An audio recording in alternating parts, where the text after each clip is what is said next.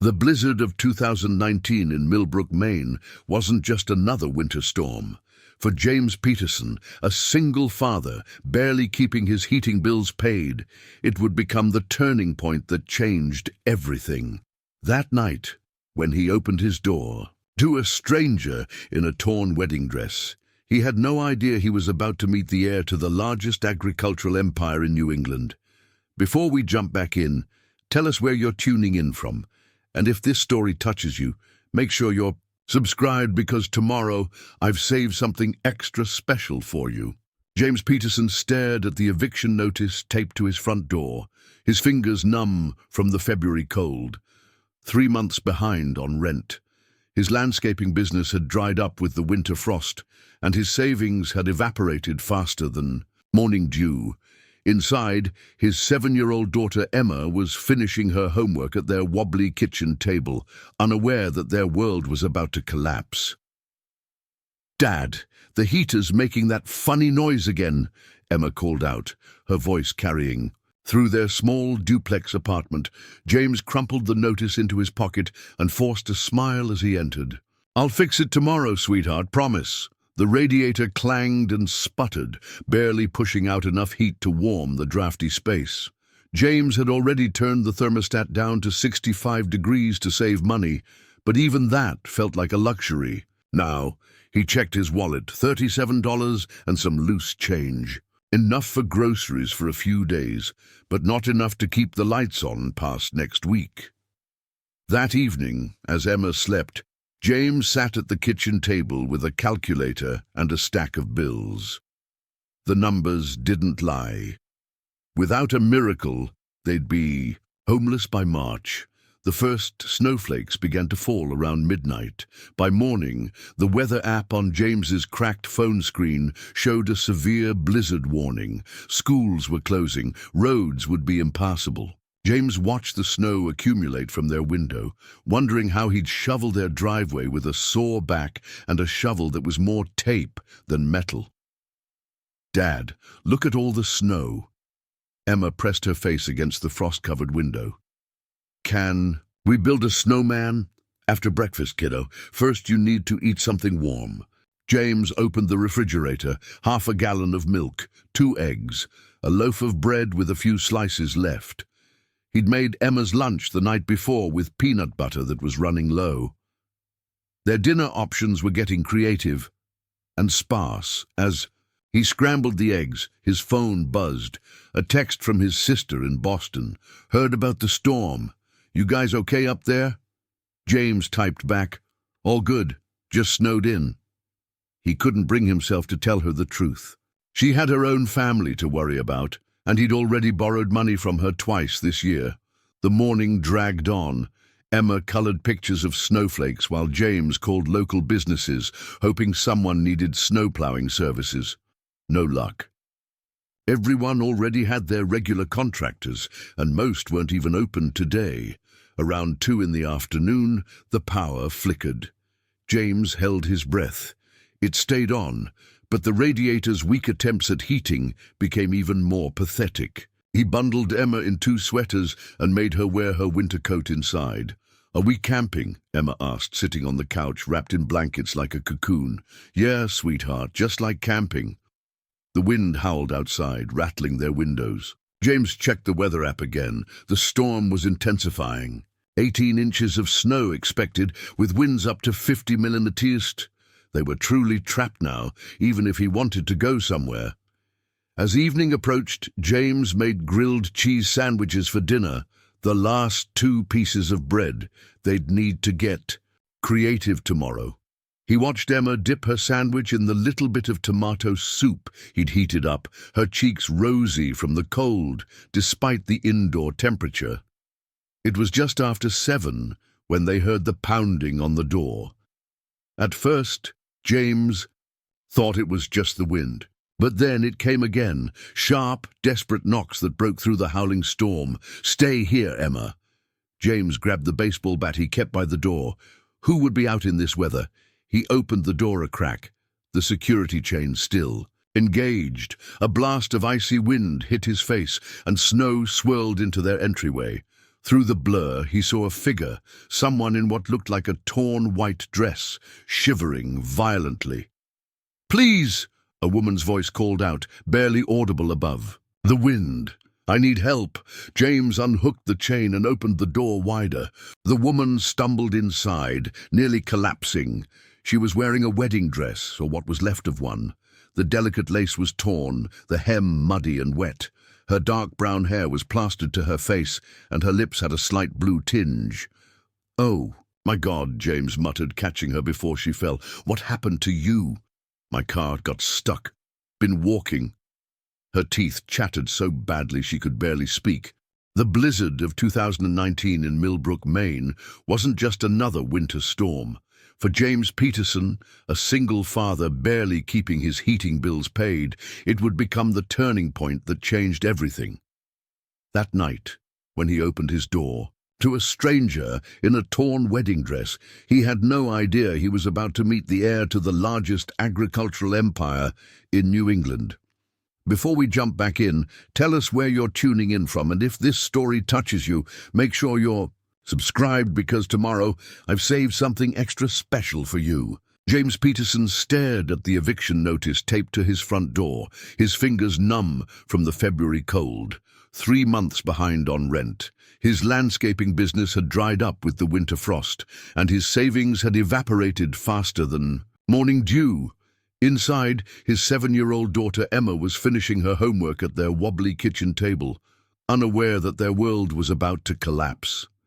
"Dad, the heater's making that funny noise again," Emma called out, her voice carrying. Through their small duplex apartment, James crumpled the notice into his pocket and forced a smile as he entered. "I'll fix it tomorrow, sweetheart, promise." The radiator clanged and sputtered, barely pushing out enough heat to warm the drafty space. James had already turned the thermostat down to 65 degrees to save money, but even that felt like a luxury. Now, he checked his wallet, $37 and some loose change. Enough for groceries for a few days, but not enough to keep the lights on past next week. That evening, as Emma slept, James sat at the kitchen table with a calculator and a stack of bills. The numbers didn't lie. Without a miracle, they'd be homeless by March. The first snowflakes began to fall around midnight. By morning, the weather app on James's cracked phone screen showed a severe blizzard warning. Schools were closing. Roads would be impassable. James watched the snow accumulate from their window, wondering how he'd shovel their driveway with a sore back and a shovel that was more tape than metal. "Dad, look at all the snow." Emma pressed her face against the frost-covered window. We build a snowman after breakfast, kiddo. First you need to eat something warm." James opened the refrigerator. 1/2 gallon of milk, 2 eggs, a loaf of bread with a few slices left. He'd made Emma's lunch the night before with peanut butter that was running low. Their dinner options were getting creative and sparse as he scrambled the eggs. His phone buzzed. A text from his sister in Boston. "Heard about the storm. You guys okay up there?" James typed back, "All good, just snowed in." He couldn't bring himself to tell her the truth. She had her own family to worry about, and he'd already borrowed money from her twice this year. The morning dragged on. Emma colored pictures of snowflakes while James called local businesses, hoping someone needed snowplowing services. No luck. Everyone already had their regular contractors, and most weren't even open today. Around 2 in the afternoon, the power flickered. James held his breath. It stayed on, but the radiator's weak attempts at heating became even more pathetic. He bundled Emma in 2 sweaters and made her wear her winter coat inside. "Are we camping?" Emma asked, sitting on the couch wrapped in blankets like a cocoon. "Yeah, sweetheart, just like camping." The wind howled outside, rattling their windows. James checked the weather app again. The storm was intensifying. 18 inches of snow expected, with winds up to 50 mph. They were truly trapped now, even if he wanted to go somewhere. As evening approached, James made grilled cheese sandwiches for dinner, the last 2 pieces of bread. They'd need to get creative tomorrow. He watched Emma dip her sandwich in the little bit of tomato soup he'd heated up, her cheeks rosy from the cold, despite the indoor temperature. It was just after 7 when they heard the pounding on the door. At first, James thought it was just the wind, but then it came again. Sharp, desperate knocks that broke through the howling storm. "Stay here, Emma." James grabbed the baseball bat he kept by the door. Who would be out in this weather? He opened the door a crack, the security chain still. Engaged. A blast of icy wind hit his face, and snow swirled into their entryway. Through the blur, he saw a figure, someone in what looked like a torn white dress, shivering violently. "Please," a woman's voice called out, barely audible above. "The wind. I need help." James unhooked the chain and opened the door wider. The woman stumbled inside, nearly collapsing. She was wearing a wedding dress, or what was left of one. The delicate lace was torn, the hem muddy and wet. Her dark brown hair was plastered to her face, and her lips had a slight blue tinge. "Oh, my God," James muttered, catching her before she fell. "What happened to you?" "My car got stuck. Been walking." Her teeth chattered so badly she could barely speak. Preparing and narrating this story took us a lot of time, so if you are enjoying it, subscribe to our channel. It means a lot to us. Now, back to the story. James placed his hand on Emma's forehead. Hot, definitely a fever. His stomach dropped. With the roads impassable and their emergency savings depleted, a doctor's visit was out of the question. "There's some children's Tylenol in the bathroom cabinet," James said, trying to keep the worry out of his voice. "I'll get it." As he rummaged through the medicine cabinet, his heart sank further. The bottle was nearly empty, maybe 2 doses left. Emma's pediatrician was 15 miles away, and even if the storm cleared, he couldn't afford the copay. Back in Emma's room, Sarah had fashioned a cool compress from a washcloth. She was humming softly, something classical that James didn't recognize. Emma's eyes fluttered open. "My throat hurts," Emma whispered. "I know, sweetheart." James administered the medicine. "You'll feel better soon." But as dawn broke, Emma's cough worsened. Each hack sounded like it was tearing through her small chest. James felt helpless, watching his daughter struggle while the wind howled outside like a taunting reminder of their isolation. Sarah moved with quiet efficiency, bringing sips of water, adjusting pillows, checking Emma's temperature. She seemed familiar with caring for the sick, which surprised James. "You have experience with this?" he asked during one of Emma's fitful sleep periods. "My grandmother raised me," Sarah explained. "She ran a farm and we were often miles from medical help. You learn to handle emergencies." "A farm?" James raised an eyebrow. "You don't seem like the farming type." Sarah's laugh was soft but bitter. "There's a lot you don't know about me." The day crawled by. James made weak soup from canned broth and some wilted vegetables he found in the crisper drawer. The power flickered several times, each outage lasting longer than the last. They moved Emma to the living room, where they could all stay together and share body heat.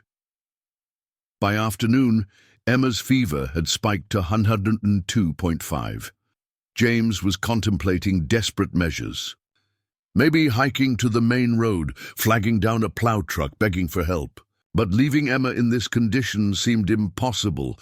"James," Sarah said quietly, pulling him aside, "I need to tell you something." She led him to the kitchen, out of Emma's earshot.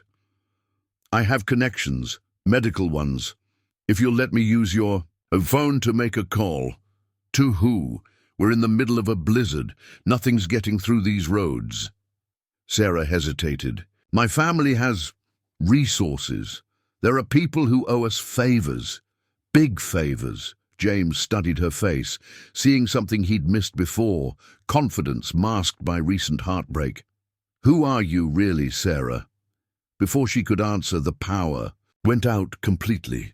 The apartment plunged into darkness, save for the weak grey light filtering through snow-covered windows. "Damn it," James muttered.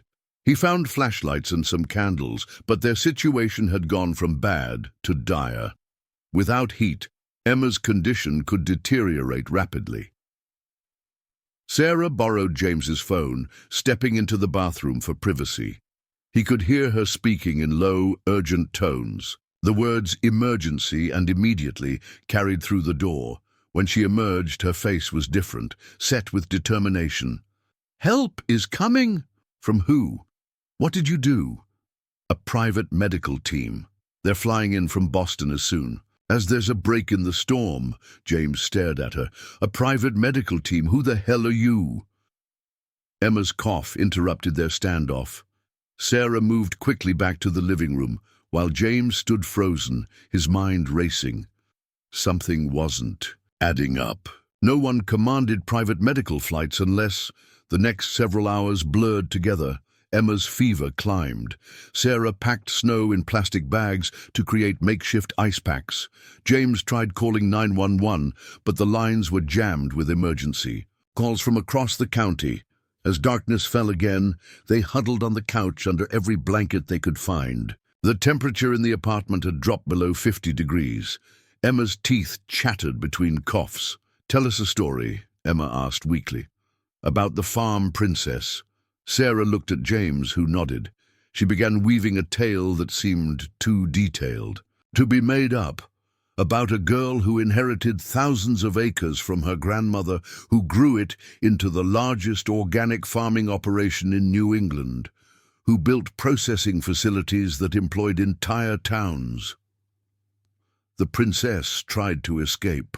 "Her responsibilities," Sarah continued, her voice soft in the candlelight. "She thought marrying someone from the city would be her way out, but when he didn't show up, she realized running from who you are never works." The story's subtext wasn't lost on James. He studied Sarah's profile in the flickering light, seeing her differently. The wedding dress in the bathroom didn't just represent a broken engagement.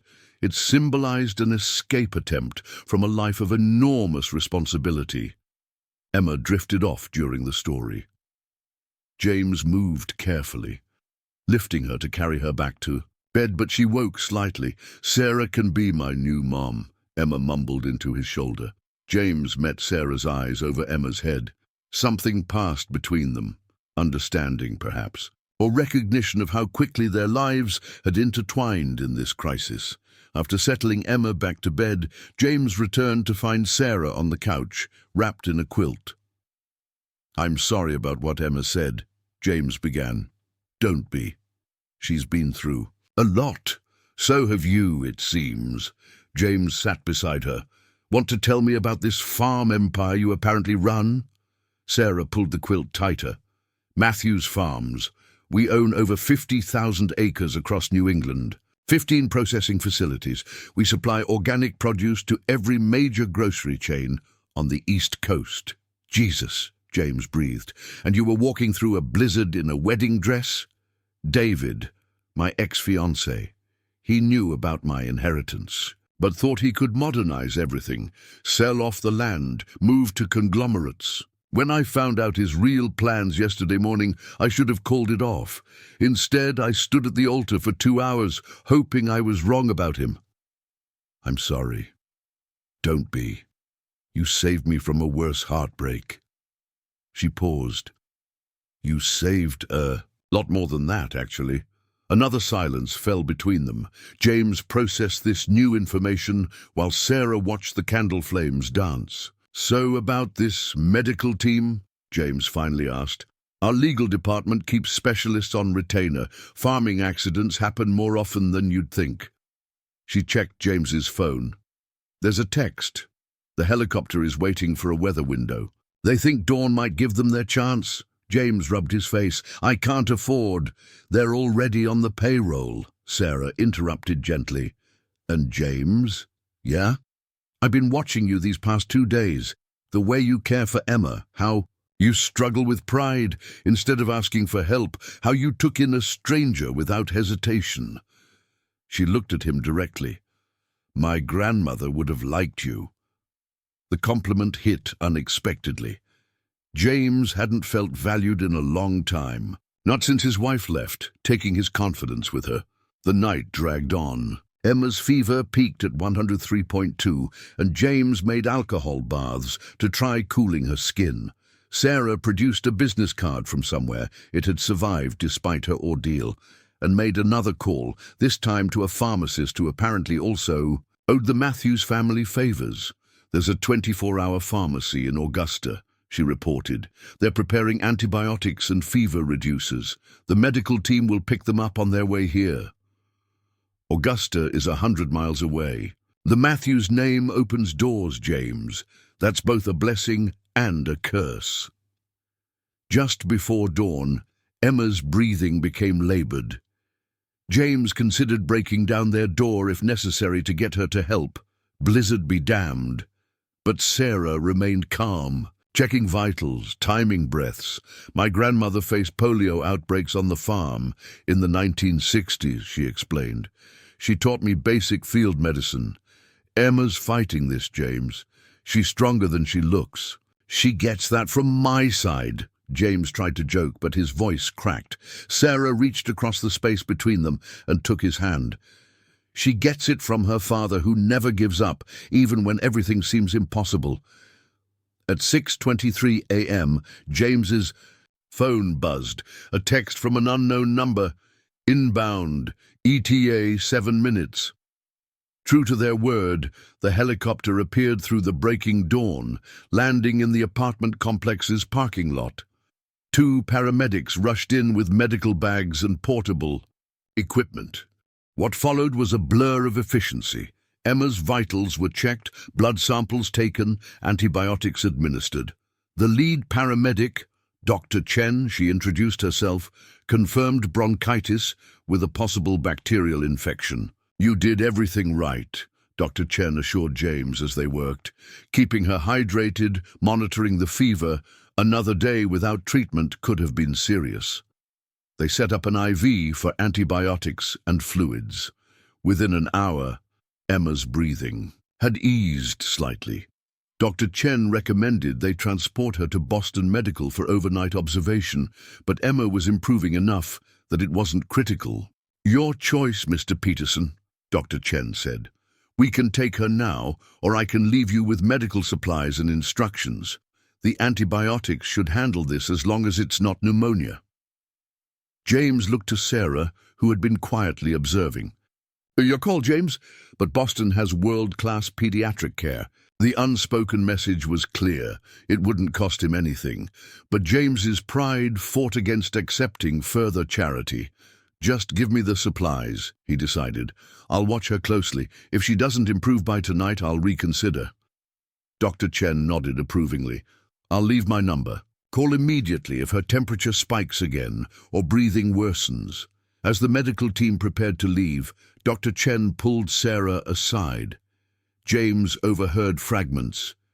"Your grandmother would be proud, handling the pressure well. Farm accidents are different than..." After they left, the apartment felt oddly quiet. Emma slept peacefully for the first time in 24 hours. The medicine and supplies sat on their kitchen counter, a pile of pharmacy bags that would have cost James hundreds of dollars. "I need to owe you for this," James said finally. Sarah shook her head. "You don't owe me anything. You saved my life." "That's different. That was human decency. This is also human decency," Sarah interrupted. "Just with resources most people don't have access to." The storm had finally passed. Outside, the world was a blanket of white, pristine and untouched. Snowplows would come eventually, roads would reopen, and they'd return to their separate lives. But something had shifted during those frozen hours of crisis. James saw it in Sarah's eyes. She wasn't running anymore, and he felt it in himself. Maybe accepting help wasn't weakness." "The farm," James said tentatively. "Your grandmother's legacy. You're really going back to it." "I think I have to," Sarah admitted. "David made me see how much I was hiding from who I really am." "And who are you really?" Sarah smiled, genuinely this time. "Someone who takes responsibility, someone who helps people." She paused. Someone my grandmother raised to be more than just a pretty face at charity galas. James studied her, seeing past the elegant features and expensive upbringing to something deeper. Your grandmother sounds like quite a woman. She was. She didn't believe in giving handouts. She believed in creating opportunities. Sarah glanced around the apartment. What if I told you I've been thinking, maybe there's an opportunity? Here? For what? The farm desperately needs someone with landscaping experience, someone who understands hard work, who can help rebuild our agricultural education programs. She met his eyes. Someone who knows what it's like to struggle and still keep going. James's heart raced. I couldn't possibly... Don't say no yet, Sarah said softly. Let Emma recover, let the snow melt. Then come visit the farm, see what we do there. No pressure, just... Consider it? The offer hung in the air between them, loaded with possibilities James had stopped allowing himself to imagine. Emma stirred on the couch, opening her eyes for the first time that morning without the glassy stare of fever. Daddy. Her voice was raspy but stronger. Is Sarah still here? I'm here, sweetheart, Sarah answered, moving to the couch. And I'm not going anywhere for a while. Emma smiled sleepily. Good, I like your farm stories. As Sarah settled beside Emma, beginning another tale about the farm princess who decided to rebuild her kingdom instead of running away, James felt something he hadn't experienced in years. Hope. Maybe the blizzard hadn't just trapped them together by chance. Maybe it had been a gift, forcing him to accept help, forcing Sarah to face her truth, forcing them both to see that sometimes the people you need most arrive in the most unexpected packages. The day stretched ahead, full of snow-covered possibilities. Through the window, James watched the world transform from chaos to calm, and wondered if his life might follow the same pattern. The worst of the storm had passed, but the real journey, for all three of them, was just beginning. The phone call James would make that evening to his landlord, explaining his late rent with newfound confidence, would be just the first of many changes. The seed of an idea was already taking root, one that would grow into something neither he nor Sarah could have imagined during their desperate night of survival. For now, though, they had warmth, they had safety, and they had each other.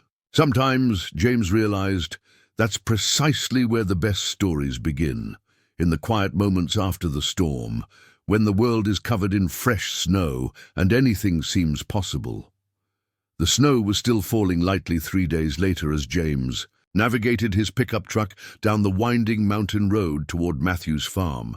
Emma charted excitedly from her car seat, fully recovered and bouncing with energy. Sarah sat beside him, pointing out landmarks and sharing stories that seemed to get more unbelievable with each mile. This is Thompson Ridge, she said as they crested a hill. My grandmother bought this entire section after the 1978 ice storm destroyed half the apple orchards in the valley. She helped rebuild 43 family farms that winter. James gripped the steering wheel tighter. Every story made him feel smaller, more aware of the gulf between their worlds. His landscaping truck, borrowed from his former client who still owed him a favor, coughed slightly as they descended the other side of the ridge. There it is, Sarah said quietly. The valley opened before them like something from a painting. Thousands of acres rolled out in every direction, dotted with greenhouses, barns, and what looked like a small village.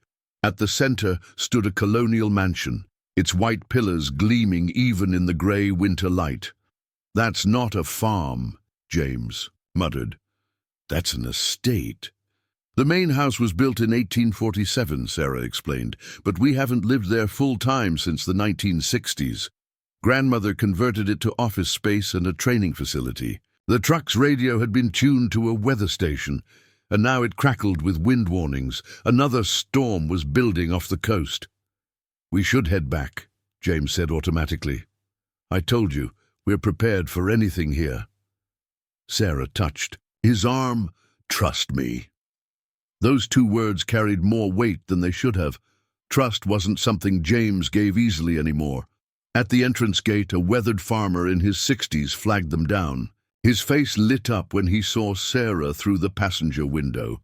"Miss Sarah, wasn't expecting you back so soon." His eyes moved to James and Emma. "These are the folks who helped you during the storm?" "Tom Bradley, meet James Peterson and his daughter Emma," Sarah introduced them. "James, Tom's been our farm manager for 35 years. Heard you saved our girl," Tom said, extending a calloused hand through the window. "That makes you family here."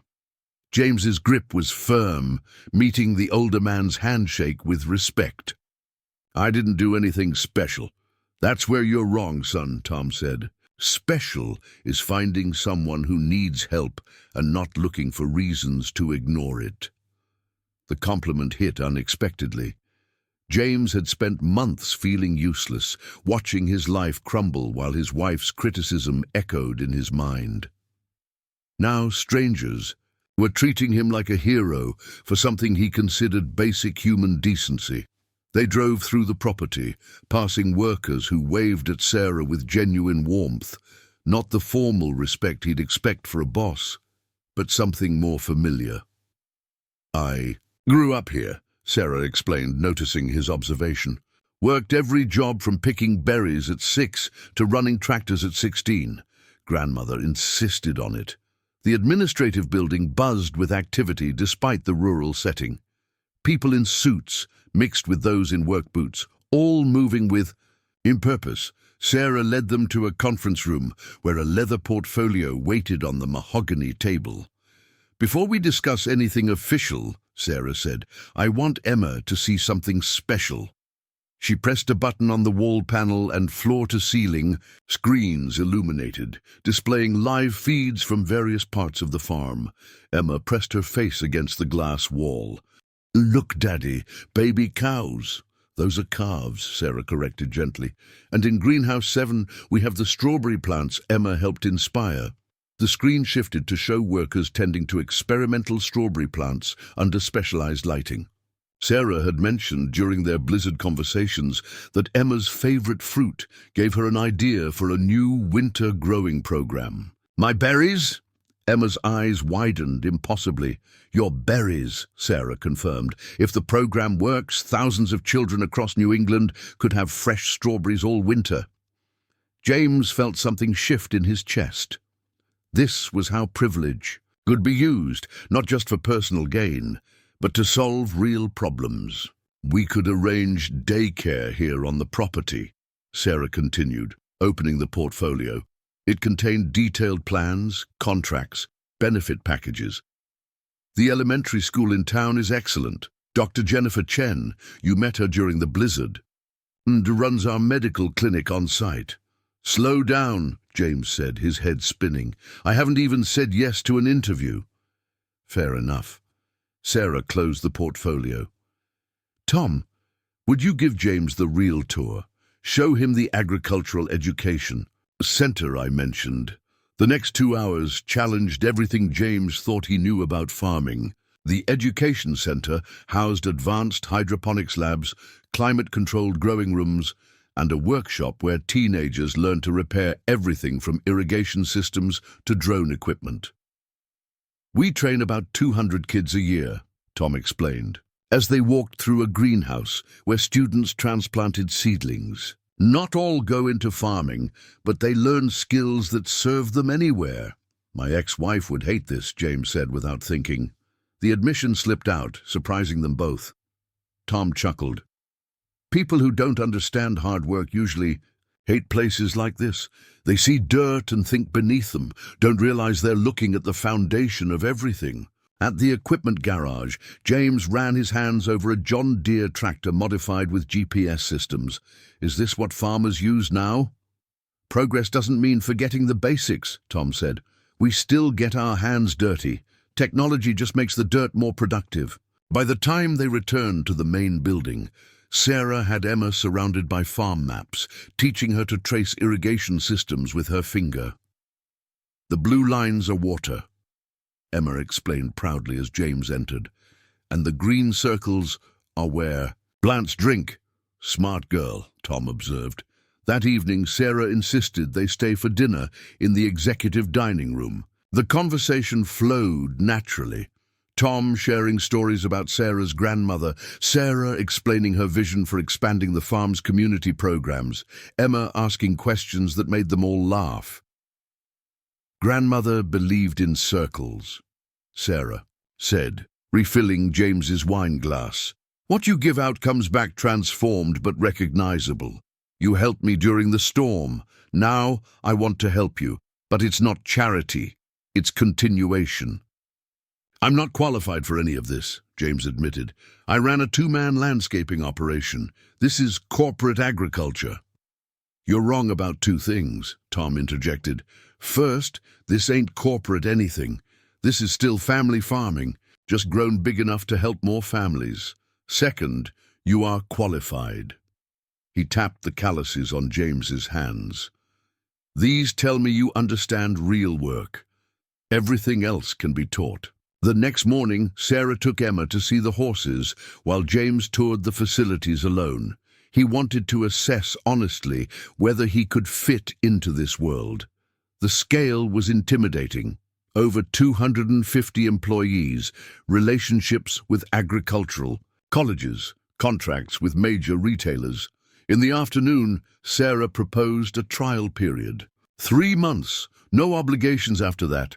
We provide housing in one of the manager cottages. Emma joins our childcare program. You work with Tom to understand the operations. And if I fail? The question came from a place of raw insecurity. "People don't fail here," Sarah said firmly. "They learn at different speeds. My grandmother started with 20 acres and 1 cow. She failed at dairy farming 3 times before finding what worked." In the cottage assigned to them, a 2-bedroom house with modern amenities and a view of the valley, James faced the decision. The furniture was better than anything in his apartment. The pantry came stocked. Emma had already named the stuffed animals on her new bed. "The farm is magic, Daddy," Emma said at bedtime. "Can we stay forever?" James tucked her in, thinking about magic. The kind that transforms lives through opportunity. The kind that sees potential where others see problems. 2 weeks into the trial, James was implementing irrigation changes that saved the farm thousands in water costs. His landscaping background proved invaluable for erosion control and aesthetic planning. But it was the daily interactions that truly transformed him. The farmhands embraced him as one of their own. Single mother Maria Garcia, who ran the greenhouse operations, shared strategies for balancing work and parenting. College intern David Chen, no relation to the doctor, challenged him to learn precision farming technologies. Sarah remained professional during work hours, but evenings often found them on the cottage porch, discussing everything from farming policies to how Emma's spelling tests were going. She never mentioned the abandoned wedding, but its ghost shaped their careful distance. One evening, during a community meeting about implementing a new apprenticeship program, James stood to speak. His hands shook slightly as he addressed the crowd of farmers, workers, and town officials who'd become extended family. 6 months ago, I couldn't imagine this, he began. My daughter was sick, rent was overdue, and failure felt inevitable. Then a storm brought me someone who showed me that getting help isn't weakness. It's strategy. He paused, finding Sarah's eyes in the crowd. Building community isn't about who has the most. It's about what we can achieve together. The applause surprised him. These people valued honesty over polished speeches. After the meeting, Sarah approached with 2 steaming mugs of apple cider. You've changed since that first night. So have you, James observed. Less running, more rooted. We both found something we needed, she agreed, though mine came in a pickup truck with a worried father and a brave little girl. The electricity between them had been building slowly, carefully, respectfully. Both carried wounds from abandonment, but shared healing through purpose. Sarah, James ventured, about the wedding. It needed to not happen, she finished. I see that now.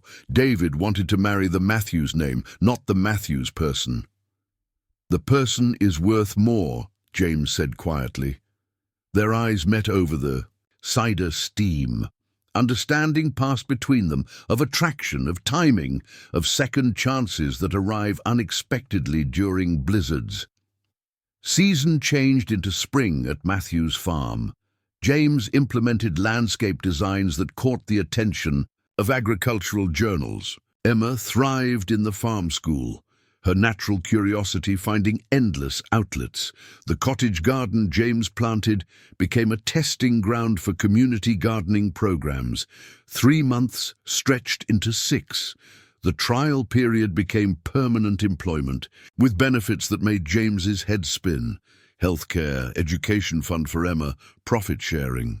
But the real transformation went deeper than paychecks. James learned that wealth meant responsibility, that privilege was power with purpose. He saw how one family's wise choices 3 generations ago now provided opportunities for hundreds. He understood why Sarah returned, not out of obligation, but because some legacies are worth continuing. At the 6-month mark, Tom Bradley announced his retirement plans.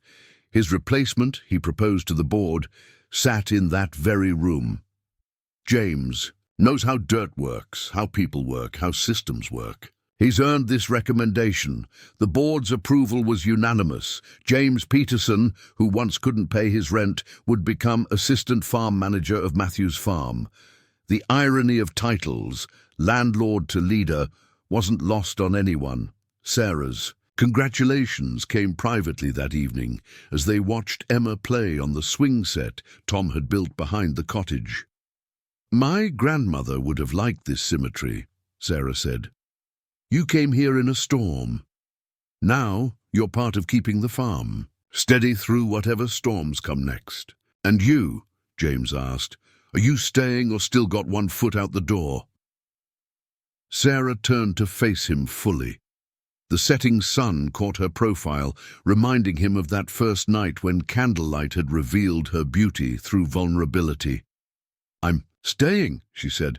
The running part of my life ended the night you opened your door. The kiss that followed was 6 months of tension and 6 months of healing, wrapped in a moment of certainty.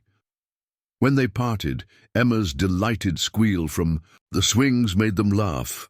She has been not so subtly hinting about a new mom, James admitted. And I've been not so subtly falling in love with both of you, Sarah confessed. The future stretched before them with the possibility of Matthews Farm, but also with the smaller intimacy of cottage life. James saw how their story could be woven into the farm's legacy, not as savior and saved, but as people who found strength in each other during a storm and chose to build something lasting from that connection. As spring turned the valley green, James Peterson knew he'd never again be the man who crumpled eviction notices in frustration. He'd become someone who opens doors during storms, who accepts help as grace, who builds communities one relationship at a time. And somewhere, perhaps, Sarah's grandmother smiled at how perfectly the circle completed. A lonely businessman saved by a stranger, who saved a farm heiress, who returned to save a community, who offered salvation to others in need. The storm that brought them together had passed, but its legacy remained in every sunrise over Matthews Farm, in every child who learned to tend. Plants in every family that found opportunity where they least expected it. James Peterson had opened a door during a blizzard and discovered not just a stranger, but his future. 2 years after that fateful blizzard, James Peterson stood in the gleaming boardroom of Matthews Farm Enterprises, facing a crisis that threatened everything they'd built. The granite conference table reflected strained faces as weather maps displayed on giant screens showed an unprecedented drought pattern engulfing the Northeast. 3 months without significant rainfall, Dr. Michael Zhang, their lead agricultural scientist, presented the grim data. Our emergency irrigation systems are functioning, but groundwater levels are dropping faster than predicted models suggested. Tom Bradley, now the farm's senior advisor, rubbed his weathered hands together. In my 40 years, I've seen droughts. This one's different. The soil chemistry is changing. James studied the data streams, his mind racing through solutions. The landscaping knowledge that once seemed trivial now formed connections others missed. What if we're approaching this wrong, he suggested.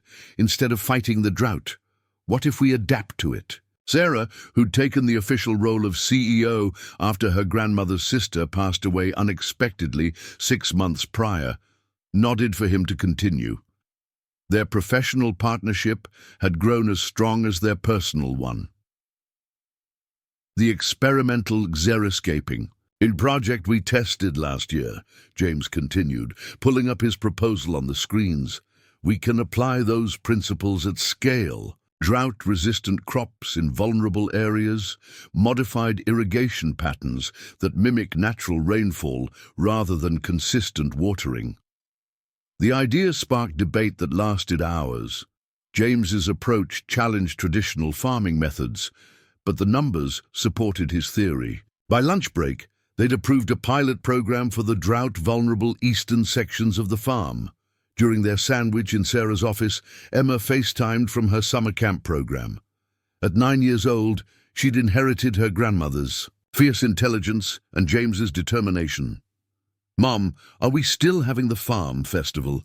Emma asked, using the title she'd naturally adopted for Sarah 18 months earlier. "I promised my friends they could see baby chicks." "Absolutely," Sarah assured her. "Dad might even let you help choose the music this year." After Emma signed off, James pulled Sarah close, their embrace familiar yet still thrilling. "Thank you," he murmured. "For what? For making her feel like this place is hers to worry about." "It is," Sarah stated simply. "She's already planning to study agricultural engineering at Cornell. I've never seen someone so passionate about irrigation systems." The crises that summer forced innovations James never imagined implementing.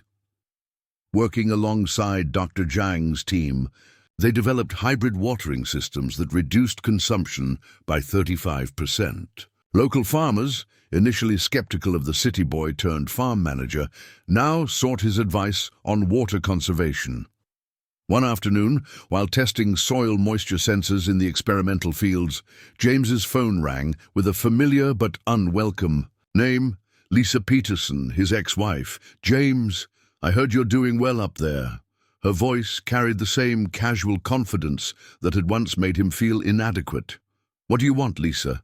He kept his tone neutral, aware of Dr. Zhang working nearby. "I was in the area, thought I'd visit. Emma must have changed so much." The request hit James unexpectedly. Lisa hadn't attempted contact since their divorce finalized. Why now? Can't a mother miss her daughter? The conversation left James unsettled.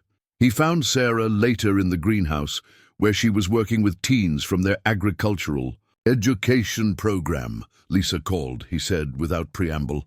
Sarah's hands stilled on the tomato seedling she was examining. "And?" "She wants to visit. Says she misses Emma." The 17-year-old student nearby wisely excused herself, sensing adult tension. Sarah stepped closer to James, her eyes searching his face. "What do you want?" she asked. "I want Emma's childhood. To be better than mine was," he admitted. "I never knew my father. He left before I was born, and his absence shaped everything. I don't want Emma to wonder what if about her mother." "And you?" Sarah pressed. "How do you feel about Lisa returning?" James considered carefully. "Protective, angry that she left, worried she'll disrupt what we've built. But maybe Emma deserves the chance to know her biological mother, even if that woman failed her." They agreed to a controlled visit. Lisa arrived the following weekend in a rented BMW, wearing designer clothes that screamed "city successful." Emma approached cautiously, remembering little of the woman who'd left when she was 4. "My, you've grown beautiful," Lisa said, sounding surprised. "We have a farm," Emma stated proudly, "and I'm helping design the new chicken education center. Did you know chickens can recognize human faces?" The weekend unfolded with awkward meals and uncomfortable silences. Lisa asked questions about the farm, but clearly couldn't grasp its significance. When Emma explained her irrigation project, Lisa glazed over. "Sweetie, you're so smart. Have you thought about coming back to Boston? There are wonderful science programs at the museums." Emma looked to James and Sarah before responding. "I like it here. My friends are here. My family is here." The emphasis on family was clear. By Sunday evening, as Lisa prepared to leave, the visit had served its purpose. Emma had satisfied her curiosity and confirmed what she already knew. Her real family was the one that showed up every day, not the one sharing DNA. "Thank you for letting me visit," Lisa said to James privately. "She's incredible. You've done well." "We've done well," James corrected, indicating Sarah nearby. "All three of us." After Lisa left, Emma crawled between James and Sarah on the cottage porch swing. "Can people have two families?" she asked thoughtfully. "People can have whatever constellation of love surrounds them," Sarah answered. "Lisa's your biological mother, but family is who shows up, who stays, who chooses you every day." The drought finally broke in October, but its lessons reshaped Matthew's farm. The conservation measures they'd implemented became permanent policy. Other farms across New England adopted their methods. James published his first paper on sustainable water management, co-authored with Dr. Zhang in a respected agricultural journal. At the annual employee celebration, Tom Bradley pulled James aside.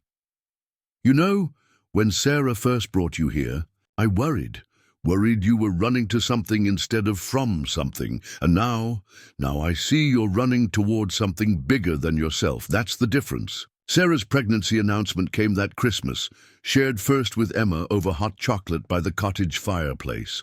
"You're going to be a big sister," Sarah said, watching Emma's face light up. "Does this mean the baby will help with the farm too?" Emma asked, ever practical. "Hopefully," James laughed, "though maybe we'll ease them in slower than Sarah eased us in." Planning for their expanding family introduced new challenges. The cottage needed renovating to accommodate a nursery. Work schedules required adjusting to allow for doctor appointments. Most significantly, they faced questions about the future leadership of Matthew's farm. "Emma's shown interest, but she's still a child," the board raised during a winter meeting. "What happens to succession plans now?" Sarah fielded the question with characteristic directness. "My grandmother built this farm on the principle that talent matters more than blood." Emma's passion for agriculture surprises no one. Our future child, if they show interest, deserves consideration. James has proven his capabilities exceed any traditional measures. The board's role remains evaluation based on merit, not genetics. The announcement of their engagement the following spring surprised no one except perhaps themselves. James proposed during the annual planting ceremony, traditionally held where Sarah's grandmother had planted the first crop in 1968. "Sarah Matthews," he said before hundreds of employees, neighbors, and Emma, "you saved me during a blizzard, but I fell in love with you in sunshine.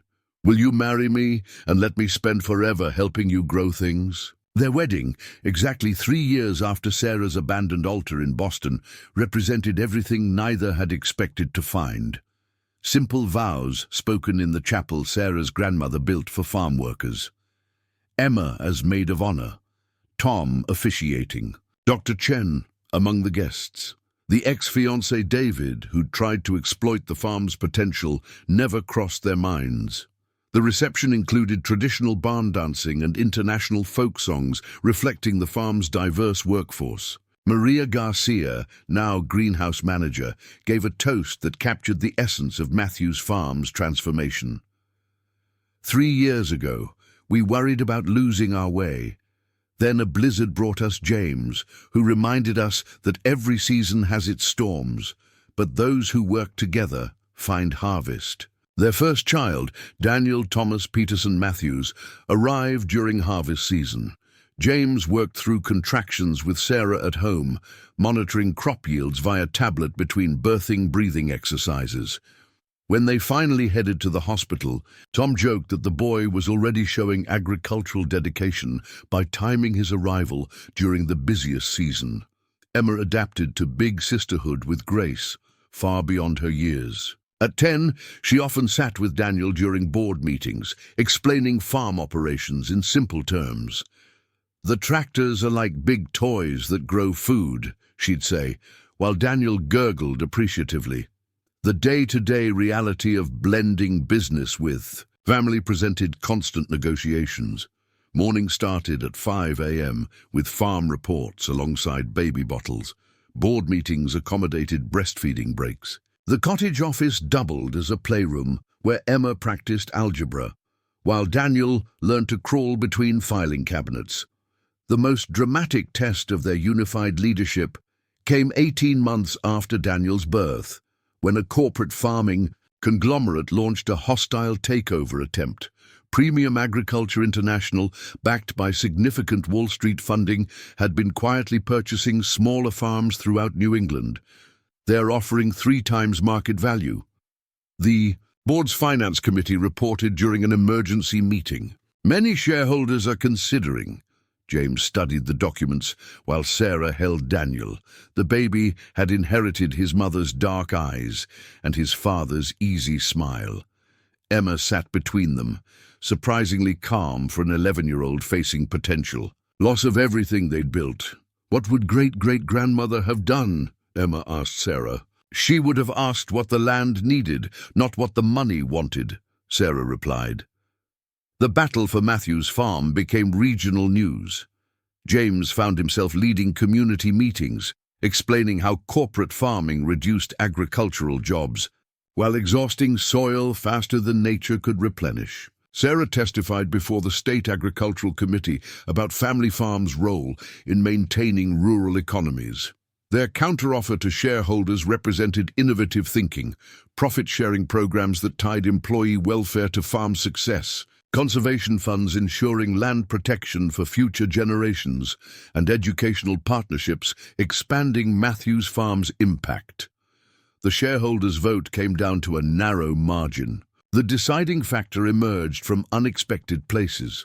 Former Matthews Farm, seasonal workers who'd spread across New England, other family farms Matthews had supported during hard times, students from their educational programs now voting as agricultural professionals.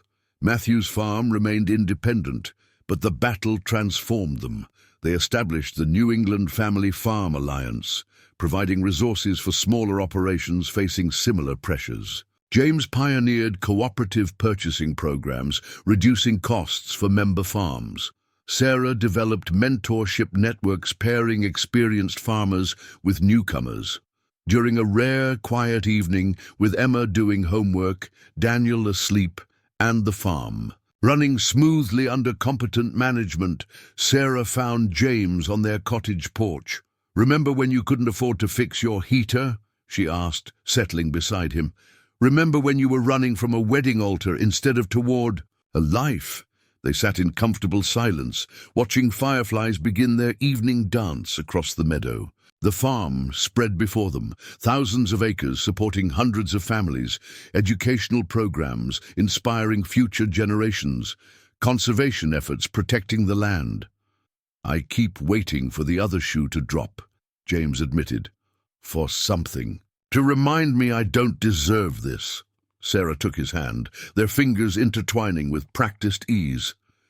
"Everyone deserves dignity and opportunity, James. The difference is, some of us are lucky enough to find both." From inside the cottage, Daniel's cry interrupted their reflection. Emma called out, "I've got him!" Her nurturing nature had manifested early and strongly. As they prepared for bed that night, James reflected on transformation's true nature. He'd entered Sarah's life seeking shelter from a storm and found purpose in protecting something larger than himself. Sarah, fleeing expectation, discovered that legacy meant growth, not limitations. Their story continued writing itself through small moments. Emma's acceptance to the agricultural engineering program at 14, marking her a child prodigy. Daniel's first word being tractor. The cottage expansion creating space for both family life and farm business. Matthew's farm evolved from inheritance to innovation, from individual vision to collective achievement. The blizzard that once threatened to destroy became the legend binding their community. How sometimes the most valuable connections arrive during the worst circumstances. How opening your door to a stranger might mean opening yourself to transformation. As snow fell again that winter, gentle flakes rather than the blinding fury of years past, James stood at the same window where he'd first spotted Sarah in her torn wedding dress. Now she slept in their shared bed, wearing the simple gold, the band they'd exchanged. Their children slept safely in rooms warmed by more than functioning heaters. The farm outside hummed with quiet efficiency, even in winter's depths. Greenhouses glowed.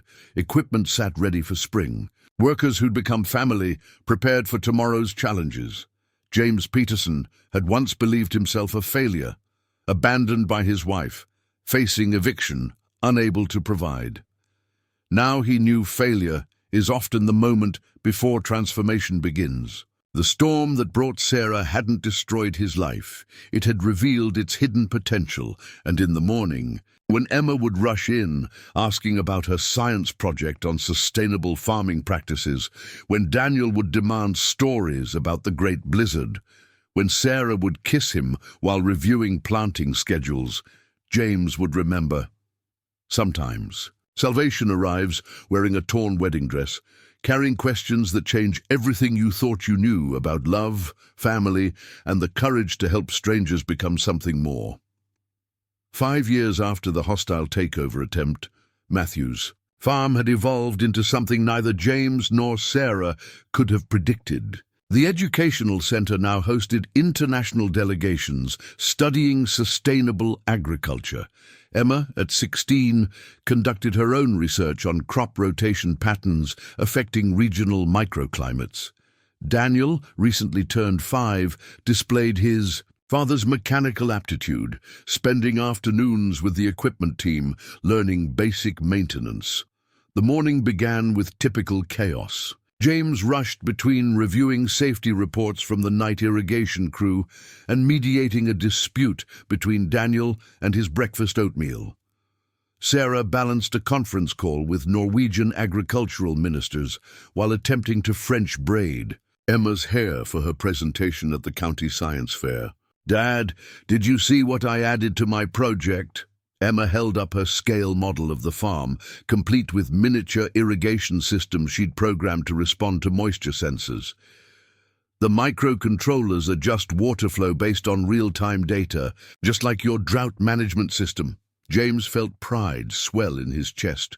"You've improved on my design. The variable pressure component is brilliant. Borrowed it from hydraulic lift systems," Emma explained matter-of-factly. "If machines can adjust strength based on weight, why can't irrigation adjust flow based on soil conditions?" The innovation in that simple observation exemplified what Matthew's farm had become: a place where young minds revolutionized century-old practices. At that morning's executive meeting, Tom Bradley announced his decision to retire for real this time. 83 years is enough," he declared. "Someone younger takes the advisory role." The board erupted in discussion about succession. James caught Sarah's eye across the table. They'd discussed this privately, preparing for Tom's eventual retirement while ensuring it didn't disrupt operations. "Tom's wisdom shaped everything we've become," Sarah addressed the room. "His replacement needs experience, yes, but also vision. Someone who understands our roots while embracing necessary evolution." She outlined their proposal. Dr. Michael Zhang would assume Tom's position, while a new position, Director of Innovation, would be created. The room went silent as Sarah turned to James. James Peterson has proven himself through drought management, systems, conservation protocols, and strategic partnerships. His background bridges practical application with theoretical advancement. I nominate him for Director of Innovation. James felt the weight of unspoken expectations. From drought refugee to innovation leader, the transformation seemed surreal. The board's unanimous approval carried layers of validation. After the meeting, Tom found James in the equipment barn, where Daniel was helping repair a tractor. "When I first met you, I saw desperation," Tom reflected. "Now I see determination. Directed properly. That's the difference between surviving and thriving." That summer brought unexpected challenges when climate patterns shifted dramatically. Torrential rains threatened to undo years of soil conservation. The drainage systems James had designed prevented catastrophic flooding, but localized damage occurred throughout the valley. The storm also washed away sections of the main access road, isolating Matthew's farm for 3 days. Instead of panic, the community demonstrated resilience built through years of preparation. Employees' families sheltered in the main house, converting it to emergency housing. Kitchen staff organized meal rotations. Medical staff, led by Dr. Chen, established triage stations. Emma took charge of entertaining younger children, creating what she called Storm School, improvised lessons using farm equipment as teaching tools. Daniel, despite his age, helped distribute supplies with solemn dedication. "This is why grandmother built redundancy into everything," Sarah explained to the gathered community in the main hall. "Not just backup systems, but backup people. Each of you is vital." When roads reopened, neighboring farms sought assistance. Matthew's farm's response system became a template for regional disaster preparedness. James coordinated relief efforts while balancing farm operations, proving the Director of Innovation role exceeded equipment and crops. It encompassed community innovation. The aftermath sparked James's most ambitious project yet. "What if we could predict these events?" he proposed at a special board session. "Combine weather data, soil sensors, and historical patterns to develop early warning systems specific to our microclimate." Partnering with nearby universities, they launched the Matthews Agricultural Prediction Initiative. Students worked alongside farmers, creating algorithms that considered variables traditional forecasting missed: soil composition, crop cover, density, underground water flow patterns. Emma, showing aptitude that surprised no one, helped program the interface, translating complex data into actionable information for farmers. Her youth perspective, understanding both traditional farming wisdom and emerging technology, bridged generational gaps. During the project's first test run, the system predicted unusual frost patterns 3 days in advance. Farmers across the region adjusted planting schedules, potentially saving millions in crop damage. Local news covered the success, featuring footage of Emma explaining her contributions with scientific precision and teenage enthusiasm. "Has she always been this brilliant?" a visiting reporter asked James. "She's always had the capacity," James responded carefully. "This place gave her room to grow into it." The next challenge arrived when international interests threatened to commercialize their innovations. Agritech corporations offered substantial contracts for exclusive rights to the prediction system.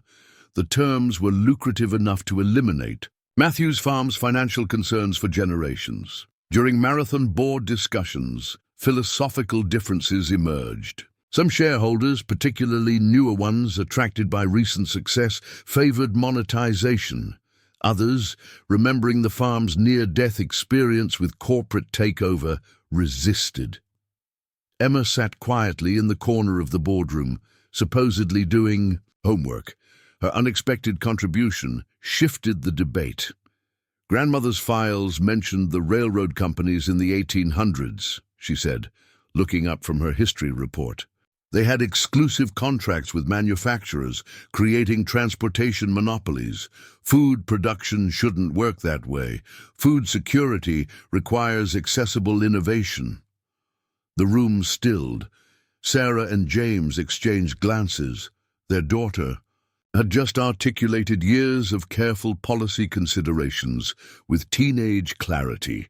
James built on Emma's observation. What if we created open-source protocols, share the core innovation freely with other family farms, license commercial applications to fund continued research?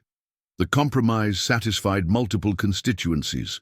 Matthew's farm would remain independent, while extending its influence through education rather than exploitation. The prediction system launched publicly 3 months later.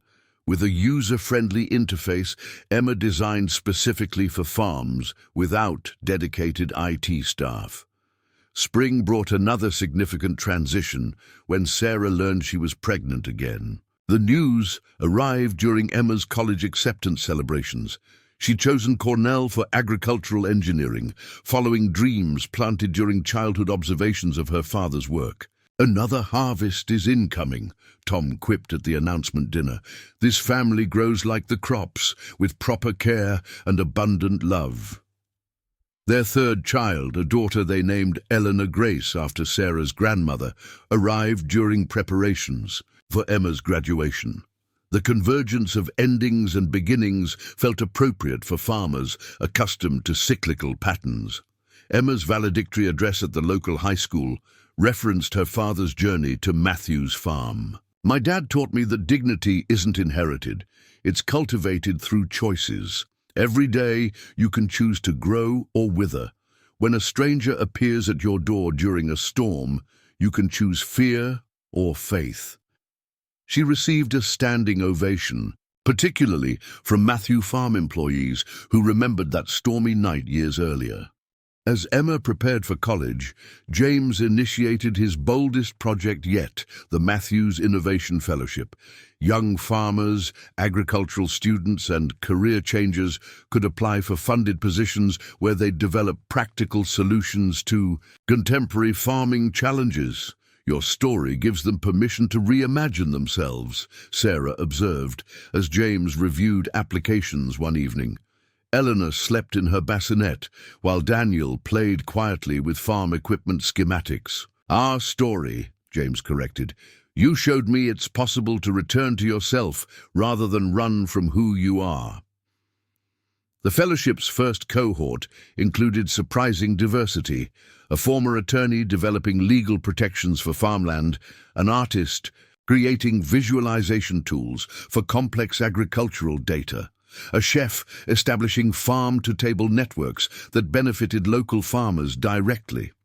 Matthew's farm continued sprouting innovations like well-tended seedlings. They pioneered energy-efficient greenhouse designs, collaborative research projects, and community-supported agriculture programs that connected urban consumers directly with rural producers.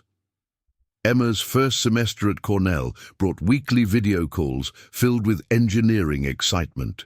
"Professor Hamilton is implementing your water management protocols in the experimental fields," she reported. "But I think we can improve efficiency another 12%. "Only 12, James teased. "Dad, ambition requires patience. You taught me that." The farm's reputation for innovation attracted skeptics alongside admirers. During a public forum about sustainable agriculture, a prominent agribusiness executive challenged their model. "Sentiment doesn't feed nations," he argued. "Small-scale, localized farming is quaint nostalgia. Industrial agriculture feeds the world." James, now comfortable addressing crowds that once intimidated him, responded thoughtfully. "We share the goal of feeding people. Our difference lies in methodology. We've proven small farms innovating together create networks as productive as corporate operations, with the added benefits of environmental protection, community strengthening, and knowledge preservation that industrial models often sacrifice." The exchange generated national attention. Matthew's farm balanced between two worlds, traditional values and progressive methods, family enterprise and corporate efficiency, local impact and global influence. Eleanor's first birthday coincided with Daniel's first day of elementary school and Emma's return home for Christmas break. The cottage, expanded again to accommodate their growing family, buzzed with multi-generational energy. "Remember when we worried this place was too big for our problems?" Sarah asked one evening, watching Daniel explain Eleanor's block creations to Emma, while James reviewed fellowship applications. "We were right," James smiled. "Our problems were too small for this place." The next challenge tested not infrastructure but identity itself. A popular streaming documentary series approached Matthew's farm for a feature episode highlighting sustainable agriculture success stories. The visibility could benefit their mission, but also threatened their privacy. The family debate mirrored broader discussions about public service versus personal boundaries. Emma, surprisingly, advocated for participation. "People need to see that sustainable farming works," she argued during a video call from Cornell. "They need to see faces behind the industry, real families making it happen." Daniel, typically shy, surprised everyone. "If it helps other kids have what I have, we should do it." The documentary crew spent 2 weeks at Matthew's farm. They captured early morning milking routines, board meetings, fellowship workshops, and family dinners. The cameras followed James explaining drought management to visiting farmers, Sarah negotiating fair trade contracts with international buyers, Emma demonstrating prototype machinery designs during college break. Most compellingly, they documented the generational impact. Children of original employees now leading departments, retired farmers finding second careers as mentors, young adults returning after college degrees to revitalize their family farms using Matthew's methods. The episode, titled "Growing Circles," earned critical acclaim and public response exceeding projections. Internship applications tripled. Partnership inquiries arrived daily. Matthew's farm found itself not just succeeding, but representing possibility. 6 months later, during Eleanor's first steps across the cottage's renovated kitchen floor, James received notice that the original house he'd shared with Emma, the duplex where Sarah first appeared during the blizzard, was scheduled for demolition. The neighborhood had gentrified, driving out the people who'd lived there for decades. Without consulting anyone, James quietly purchased the property. At the next board meeting, he proposed converting it into transitional housing for single parents facing homelessness. "My daughter spent formative years believing that home was wherever we were together, even when that meant worrying about heat or food," James explained. "No child should measure love by what their parent can't provide." The project, named Haven House, opened 18 months later, designed with Sarah's grandmother's philosophy, providing dignity through opportunity. Rather than charity alone, it offered temporary housing alongside job training, childcare support, and financial literacy programs. Emma, home for summer break, helped develop the resident intake process. "You can't just look at numbers," she instructed the social workers. "You need to see what skills they're hiding, what dreams they've postponed." The initiative caught attention beyond farming circles. Haven House methodology was studied by urban planners, replicated by faith organizations, and funded by foundations, recognizing its preventive approach to poverty. At the 5-year anniversary celebration of James's Director of Innovation appointment, Tom Bradley, still spry despite full retirement, gave the keynote address. "I've witnessed many transformations on this land," Tom began. "Soil renewal, crop innovation, leadership transitions. But the greatest transformation I've seen happened to a man who appeared during a blizzard, believing he'd lost everything, only to discover he'd found the place where he could become everything he was meant to be." The applause seemed louder than warranted until James realized it wasn't just a celebration of his achievement, it was recognition of a story that represented shared hope. The possibility that any person faced with desperate circumstances might still find their way to purpose. That evening, as extended family and farm community gathered at a picnic celebrating both the anniversary and Daniel's kindergarten graduation, James found himself standing where Tom had once stood, watching new beginnings within reliable patterns. Emma home from Cornell for summer, already planning graduate research on climate-resilient crop development.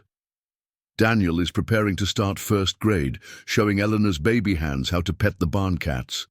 Sarah, pregnant again, their fourth child, was unexpected but welcomed with the same grace that had defined their family's growth. Some stories end with happily ever after, Sarah mused, joining James as fireflies began signaling across the meadow. Ours just keeps growing. Like Emma's irrigation systems, James smiled, adapting to whatever comes next. Above them, the old farmhouse windows glowed warm against approaching dusk. Inside, children played where Sarah's grandmother once made decisions that shaped generations. Outside, fields stretched toward distant mountains, holding the promise of seasons yet to come. The blizzard that had brought them together had revealed a fundamental truth. Sometimes the storms that threaten to destroy us actually return us to who we're meant to become. For James Peterson, Sarah Matthews, and the community they'd built together, that return meant discovering that home isn't a place you inherit or purchase. It's where you choose to plant roots deep enough to weather any season. And as night fell over Matthews' farm, dozens of families across the valley slept peacefully, knowing that tomorrow would bring new challenges met with established resilience, unexpected connections that might change trajectories, and the simple miracle of people choosing to help people, creating concentric circles of possibility that expanded far beyond what any individual might have imagined alone. In the darkness, somewhere, a new storm was building.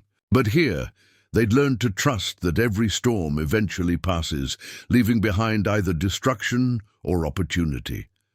And they'd chosen, consistently and courageously, to find the opportunity, to open their doors rather than barricade them, to remember that the stranger seeking shelter tonight might become family tomorrow, that the problems we can't solve alone transform into solutions when we share the burden.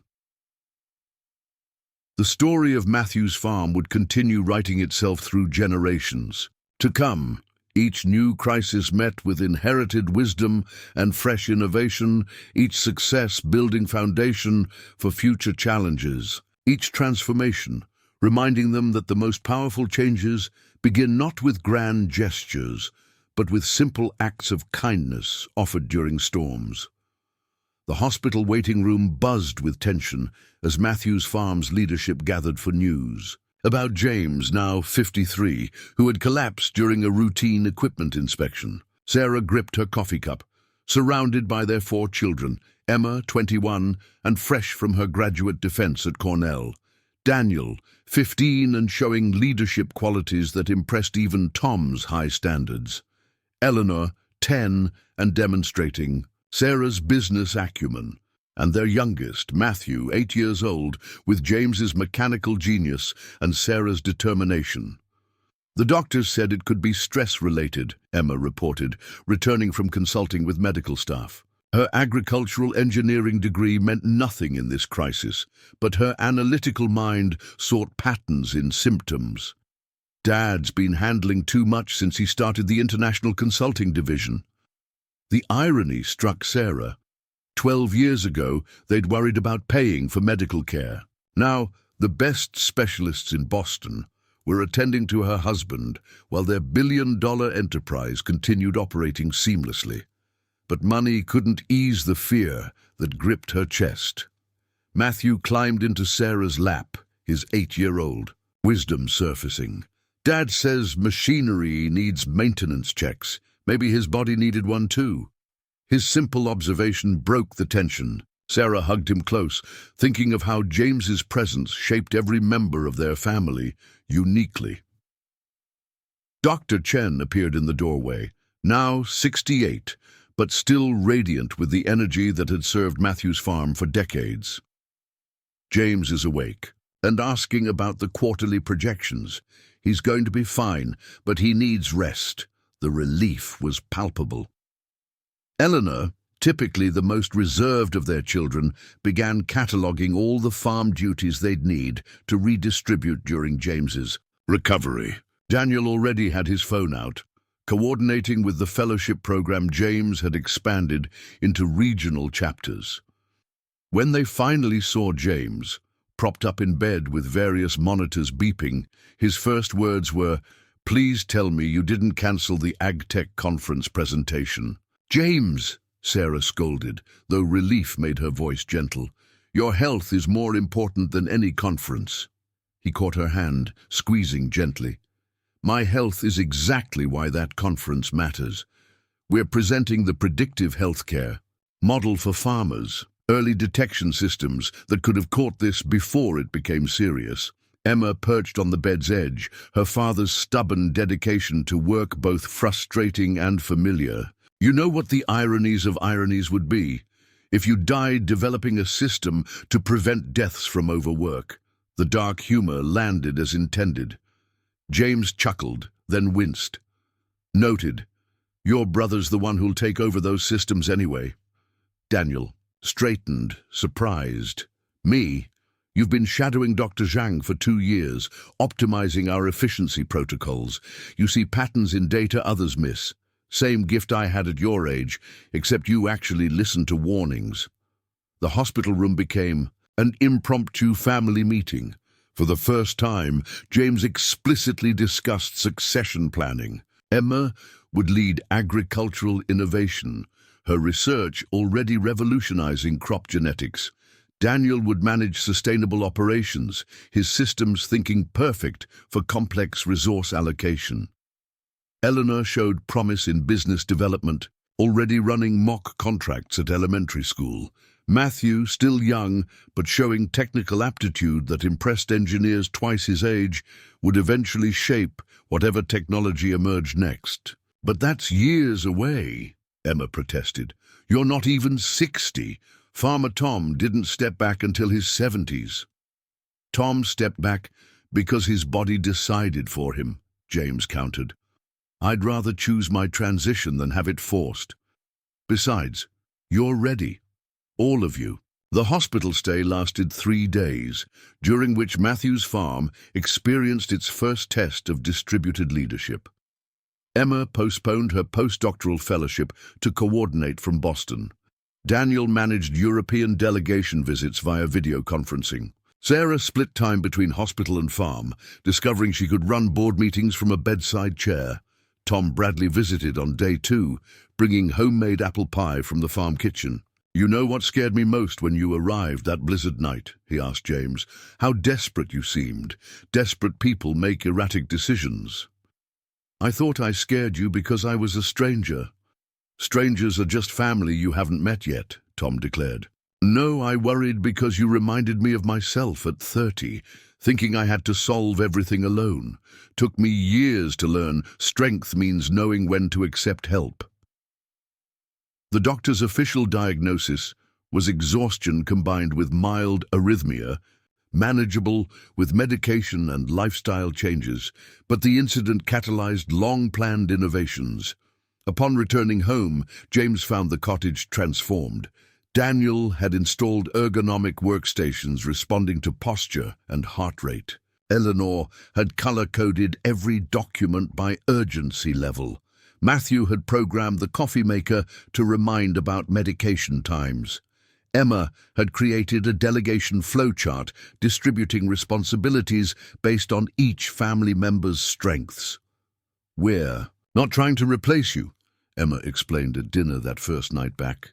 "We're trying to preserve you. The farm grew because you taught us teamwork. Now we're applying those lessons to family management." The concept evolved into what they named the Balanced Leadership Initiative. Instead of single-point leadership, Matthew's farm would operate with distributed decision-making. James would remain director of innovation, but with rotational project leads. Sarah would shift from daily operations to strategic planning. The model attracted national attention. Harvard Business School sent researchers to study their distributed leadership structure. Major corporations inquired about consulting services. James, honoring his doctor's advice about workload, selected each engagement carefully. During this transition period, an unexpected competitor emerged. Jonathan Blackwell, David Matthews' former business partner from Sarah's abandoned wedding, launched AgriCorp Solutions. His company focused on technological disruption of traditional farming, using AI and automation to eliminate human labor. "He's using language from our innovation summit 5 years ago," Emma noted during a strategy meeting, "but twisting it. We said technology should augment farmers, not replace them." The philosophical difference sparked public debate. AgriCorp's automated farms operated efficiently but left communities unemployed. Matthew's farm's human-centered approach maintained jobs while improving productivity through technology integration. The rivalry escalated when Blackwell targeted Matthew's farm's fellowship graduates, offering lucrative positions to implement automation systems. 3 former fellows defected, taking proprietary knowledge about community-integrated farming. "They're weaponizing our own innovations," Sarah observed during a tense board meeting. James, still recovering but sharper than ever, saw opportunity. "In challenge, let them test technology against humanity. We'll demonstrate which approach genuinely advances agriculture." His response was elegant: the farm-forward competition. Matthew's farm would create a public showcase comparing automation-only farms with technology-augmented human farming. Metrics would include productivity, sustainability, community impact, and long-term viability.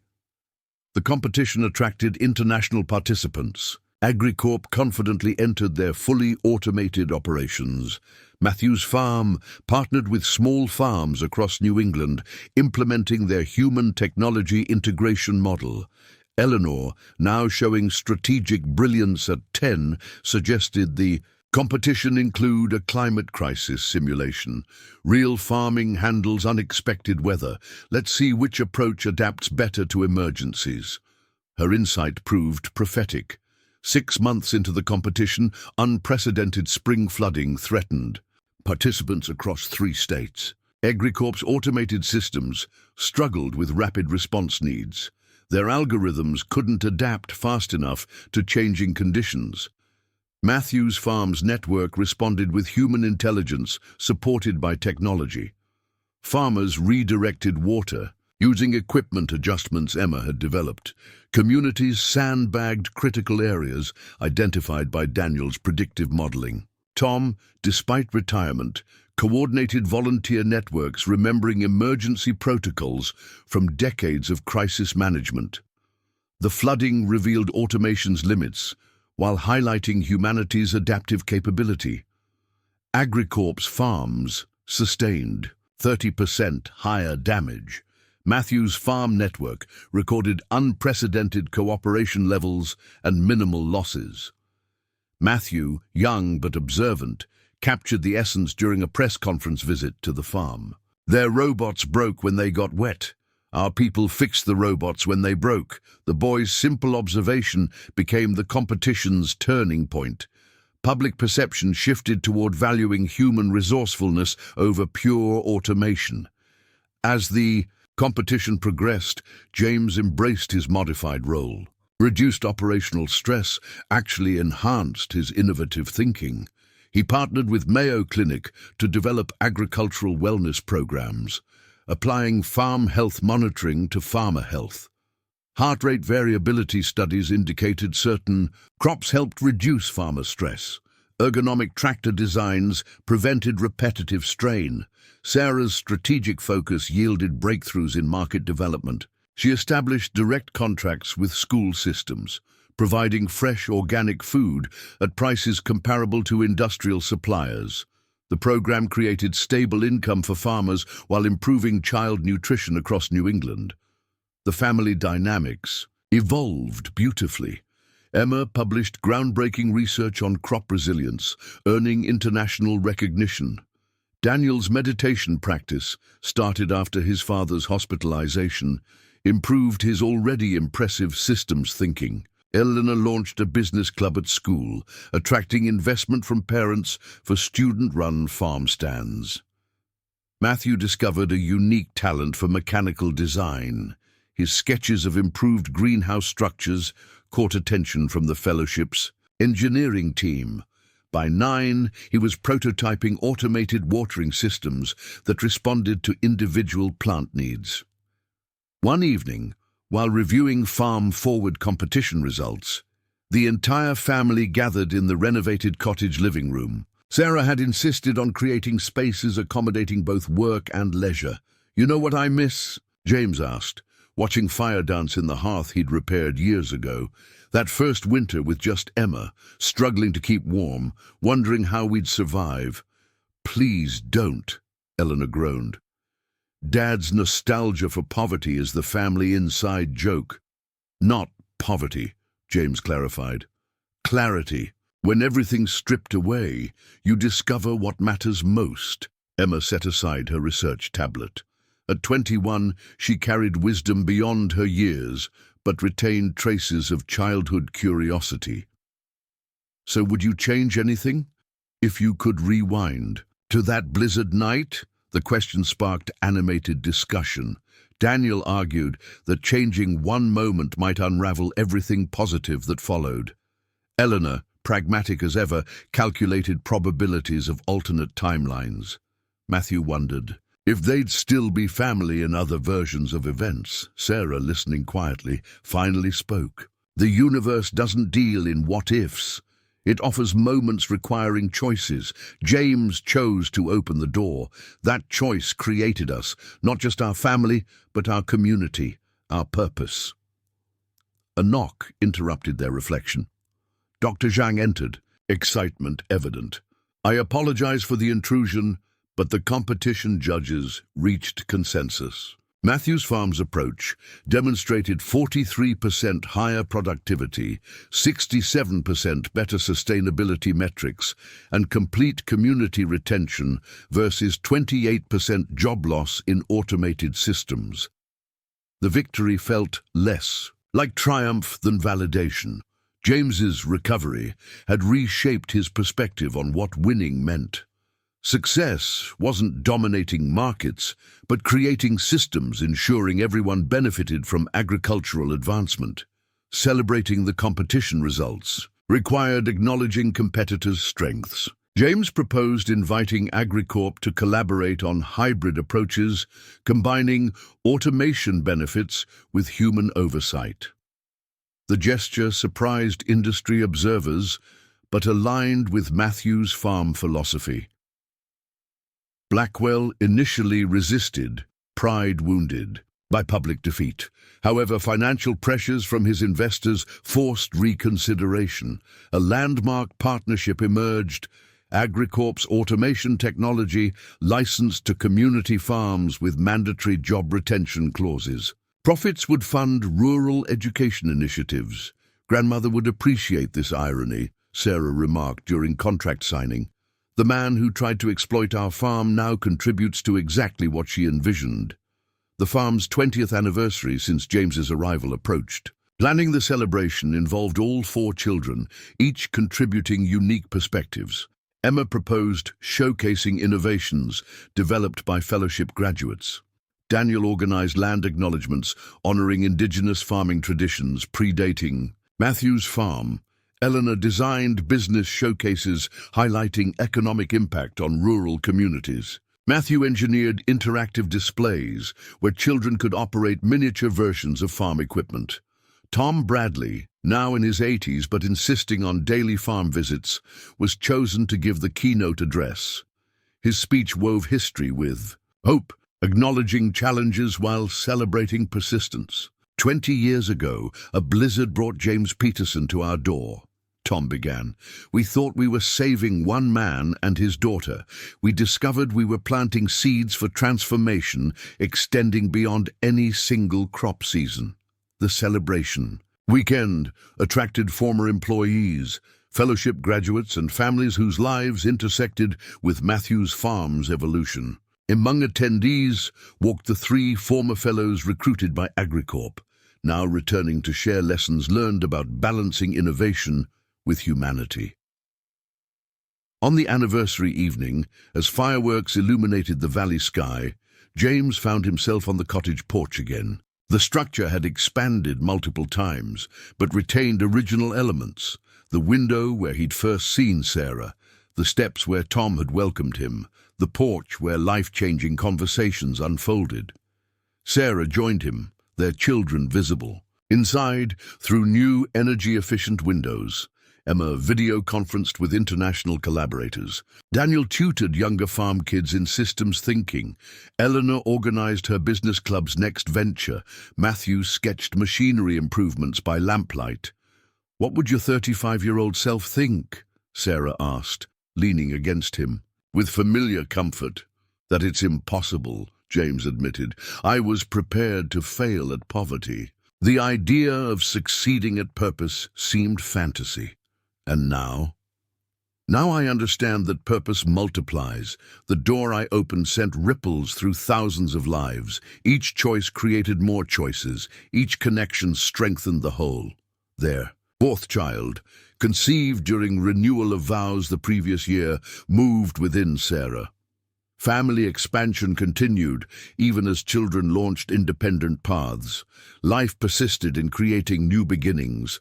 A shooting star streaked across the dark sky. Matthews automatically counted 3 seconds before pointing it out, a habit formed when Emma was young and easily missed celestial events.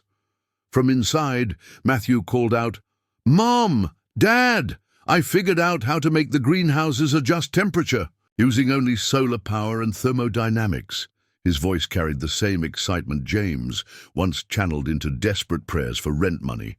The cycle continued, problems becoming possibilities, strangers becoming family, storms revealing strength.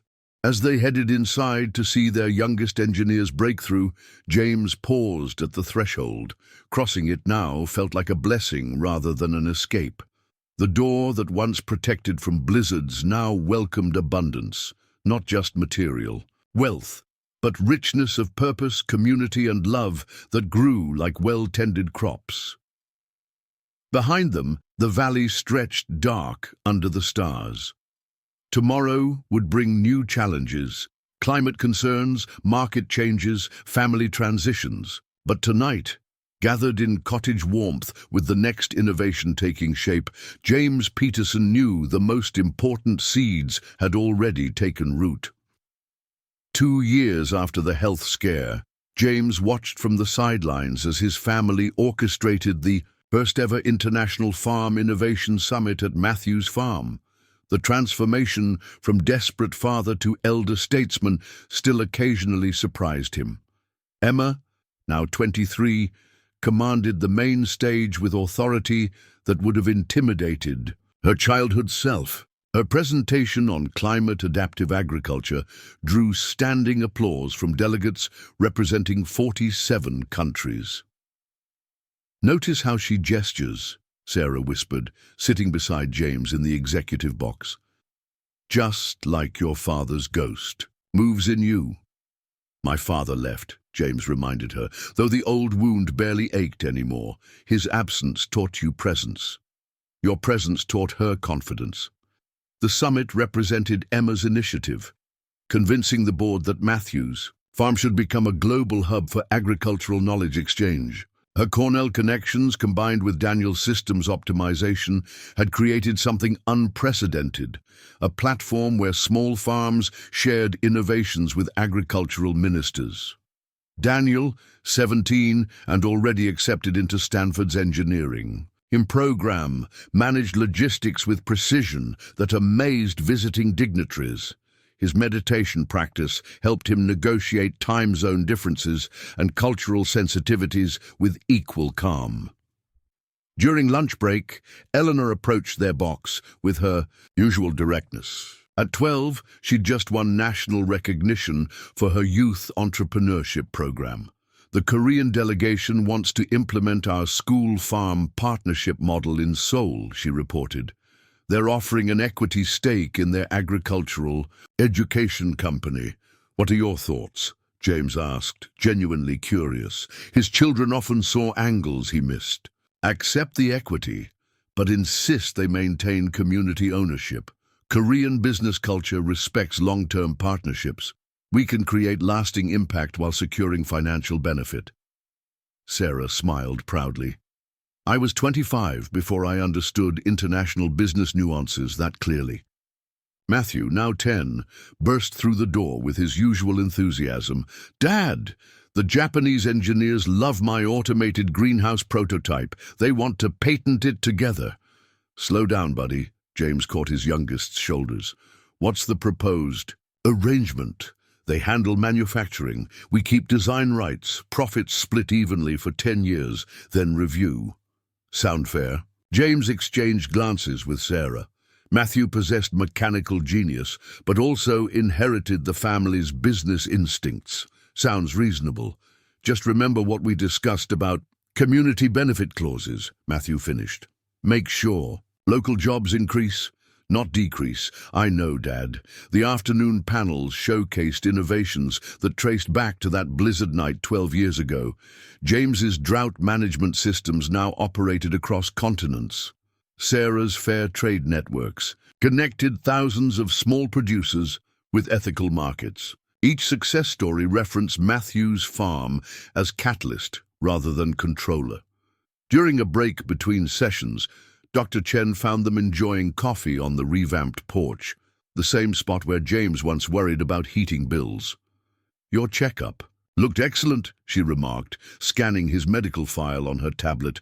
The lifestyle modifications really worked. Heart rate, blood pressure, cholesterol, all optimal for a man entering his second act. Second act? James raised an eyebrow. From survivor to cultivator. You've spent 55 years learning. Your next phase is sharing what you know without overextending.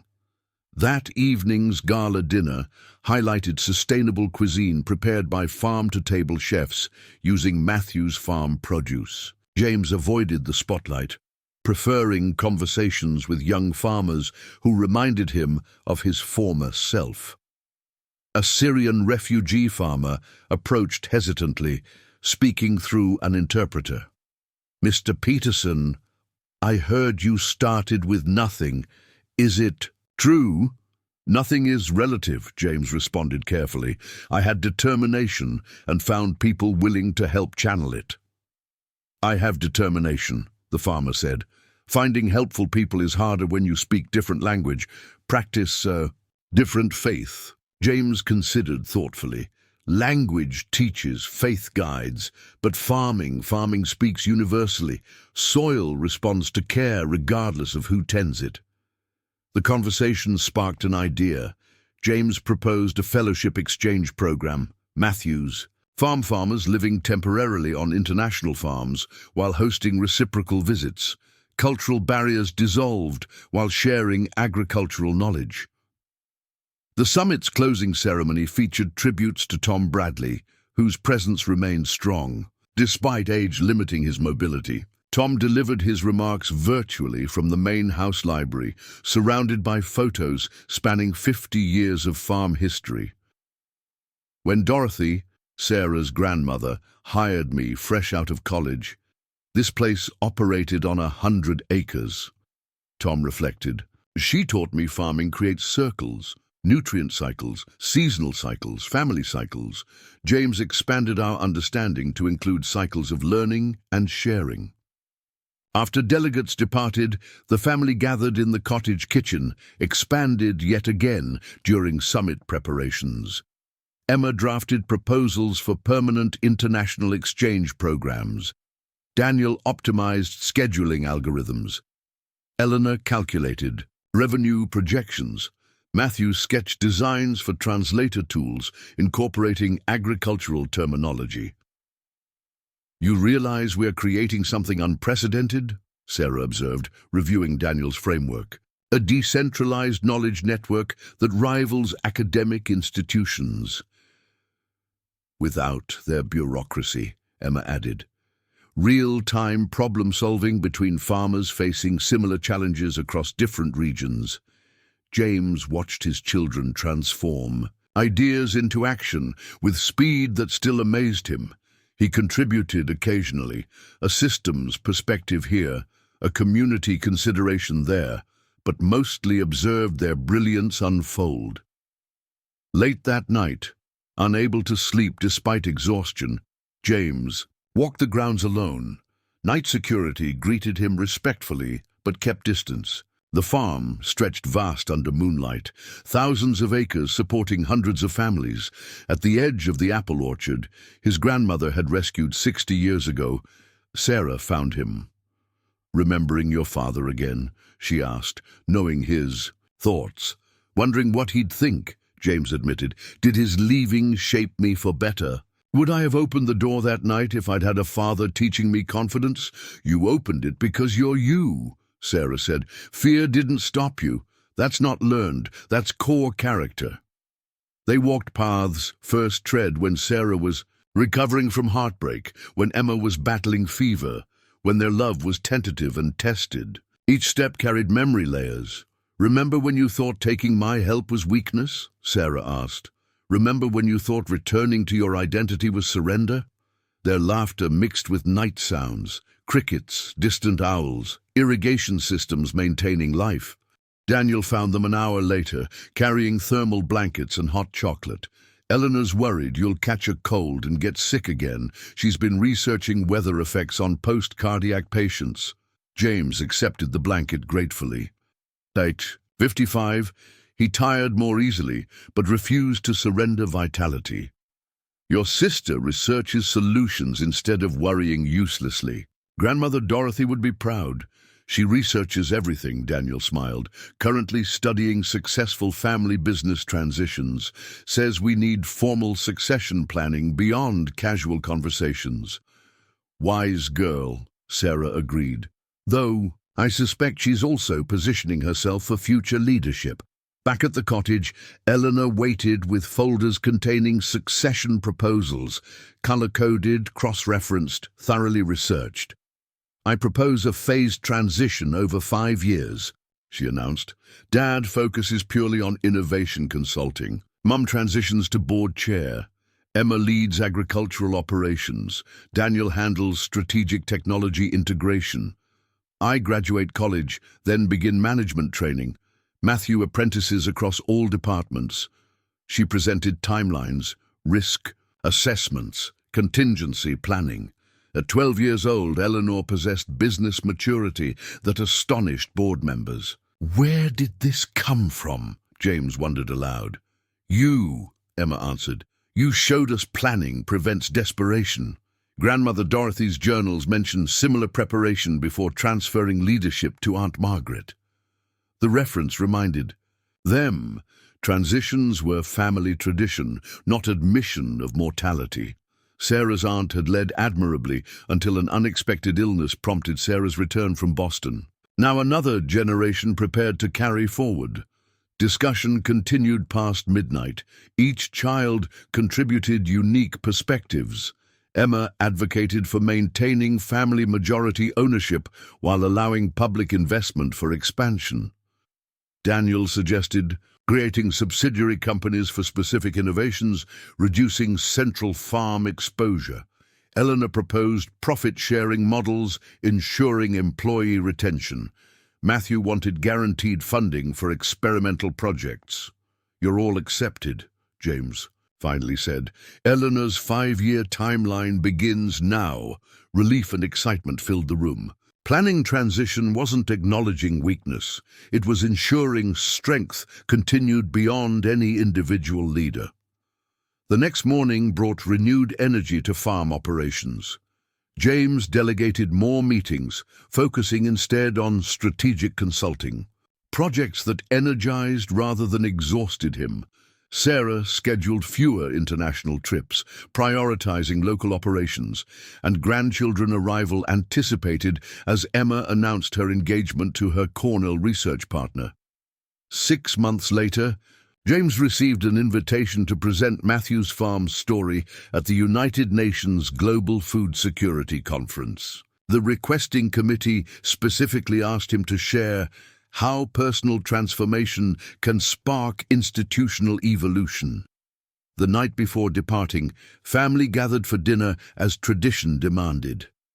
Conversations now spanned continents. Emma, coordinating Australian water management projects. Daniel, consulting Silicon Valley agriculture technology startups. Eleanor negotiating European youth education exchanges. Dad, Matthew asked during dessert, do you ever regret that night in the blizzard? If you'd stayed inside, kept yourself safe, avoided complications? Complications? James repeated thoughtfully. You mean your mother, your siblings, this entire life we've built? Just wondering if simplicity ever appeals, James considered carefully. Simple was freezing in a broken apartment, worried about feeding your sister, measuring worth by dollars in my wallet. Complicated is this, he gestured around the table, building something meaningful enough to outlast us. The answer satisfied. Matthew, who returned to sketching mechanical innovations between bites. Later, reviewing his UN speech notes, James realized the truth's simplicity. The door opened during that blizzard released not just a stranger from cold, but himself from limitation. Every subsequent complication, marriage, children, business growth, community responsibility, expanded capacity for joy, impact, and purpose. Sometimes salvation arrives wearing unexpected clothing, a wedding dress torn by miles of desperate walking. Sometimes it appears disguised as a burden, additional mouths to feed, businesses to manage, legacies to maintain. The wisdom lies in recognizing opportunity within difficulty, growth within challenge. As James prepared for sleep that night, Sarah traced patterns on his arm, a comfort developed over years of quiet conversations in darkness. 25 years, she mused. Quarter century since Dorothy built this farm into something beyond agriculture. 15 years since a blizzard changed everything for me. 12 years since you arrived. Our children are preparing to reshape whatever comes next. And you? James asked. Any regrets about choosing complications? Only that I waited so long to embrace them, Sarah admitted. Running from responsibility taught me more about myself than accepting it ever could. Their conversation drifted like so many before, from specific memories to philosophical reflections, from parental concerns to personal growth. The cottage surrounded them with evidence of choices made, challenges overcome, love deepened through adversity. Outside, spring rain began falling softly, nourishing crops, replenishing aquifers, continuing cycles of renewal that defined both agriculture and family. James Peterson, former landscaper desperate to survive, current director of farm innovation, preparing for global leadership consultation, closed his eyes, knowing tomorrow held fresh challenges. But unlike that night 12 years ago, he no longer faced storms alone. Instead, he carried knowledge hard-won through difficulty. Communities built intentionally to outlast individuals, generosity compounds like interest, and opening doors during blizzards might invite complications worth embracing. The farm slept around them, thousands of acres pulsing with carefully tended life. Morning would come, bringing new challenges requiring innovative solutions. But for now, in this moment of peace, between difficulties past and problems future, James Peterson rested in gratitude for the storm that transformed everything. Sometimes, the most valuable seeds are planted accidentally during disasters. The art lies in recognizing them before they grow into the very garden you needed all along. 10 years after the UN address, James Peterson stood at the edge of an unfamiliar crisis. This time, not financial desperation, but the weight of legacy confronting its own evolution. The pandemic that swept the globe in 2033 had forced unprecedented adaptation. Matthew's farm had survived, even thrived, by converting to vertical farming and robotic assistance to maintain social distancing. But success carried questions about identity. "We're too big to fail properly," Emma observed during a virtual board meeting. Now 33, with 2 children of her own, she managed global agricultural partnerships from her Berkeley lab. During my grandmother's era, failing meant personal risk. Now it means affecting thousands of employees across 7 countries. James listened from the renovated cottage, where he and Sarah had returned after their youngest had left for graduate school. The space felt simultaneously too large and perfectly sized for 2 people rediscovering partnership without active parenting demands. Daniel, 27 and leading Matthew's Farm's AI division, chimed in from Shanghai. "The question isn't failure, prevention, but defining success metrics beyond financial growth. Our sustainability indexes are impressive, but they're not everything." The morning sun caught silver in James's hair, a reminder that 65 years held stories spanning poverty to prominence. His health had fully recovered, though he chose consulting projects more carefully now. "Remember when your biggest worry was hot water for Emma's bath?" Sarah smiled, noting his contemplative silence. Their private jokes still referenced that initial blizzard, touchstone for measuring transformation. After the meeting, James wandered property familiar, yet continually changing. The original fields where he'd implemented drought-resistant crops now hosted experimental carbon sequestration projects. The cottage where they'd sheltered that first winter had become a retreat center, teaching sustainable living practices.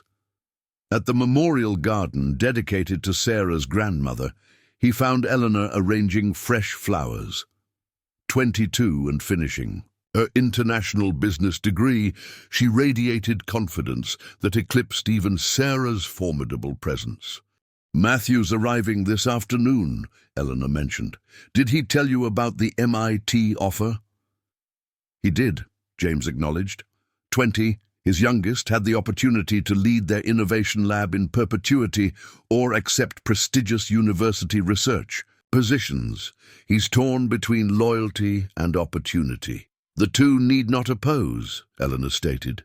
"Grandmother left to get educated, then returned stronger.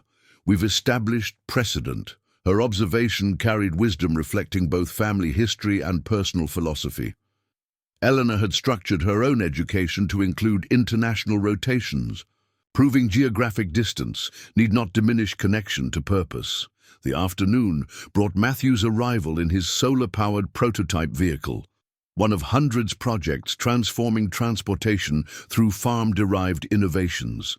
His energy crackled despite travel fatigue. "The MIT dean suggested I could establish a satellite lab here," Matthew explained over lunch. "Solve real-world challenges while developing academic frameworks.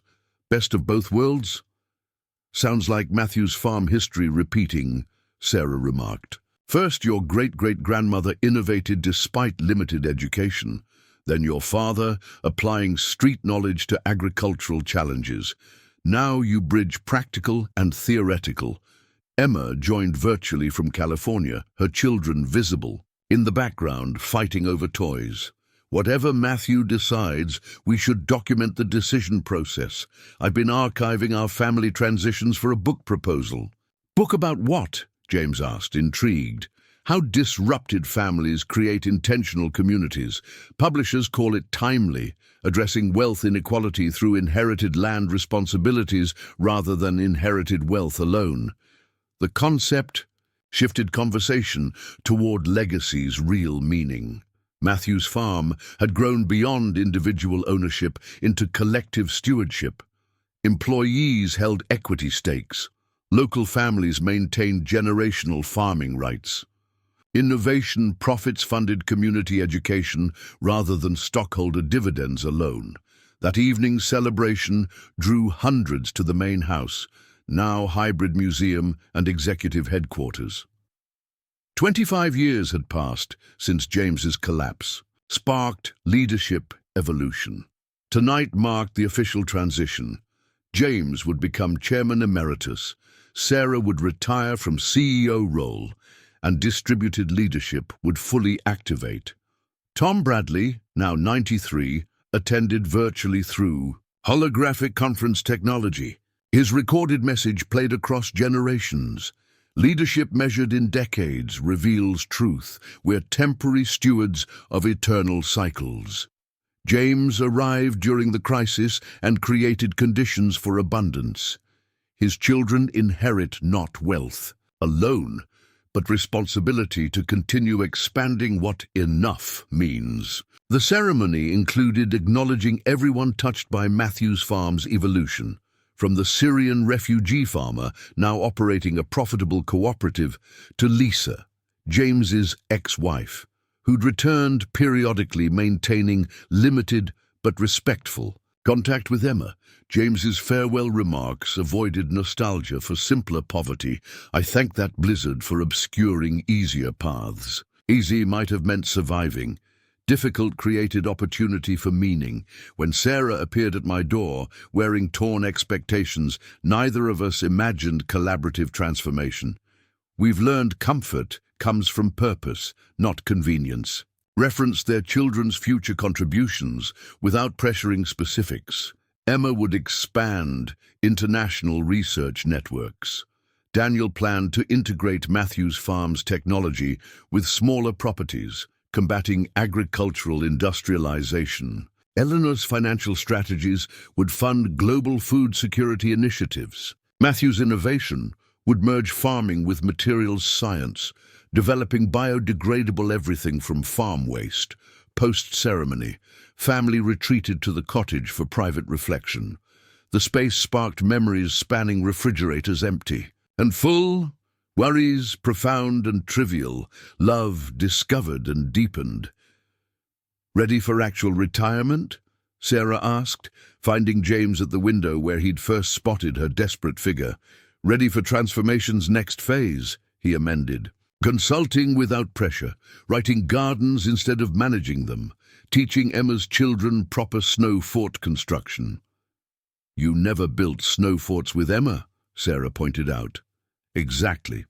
Giving future generations experiences I couldn't provide for my generation.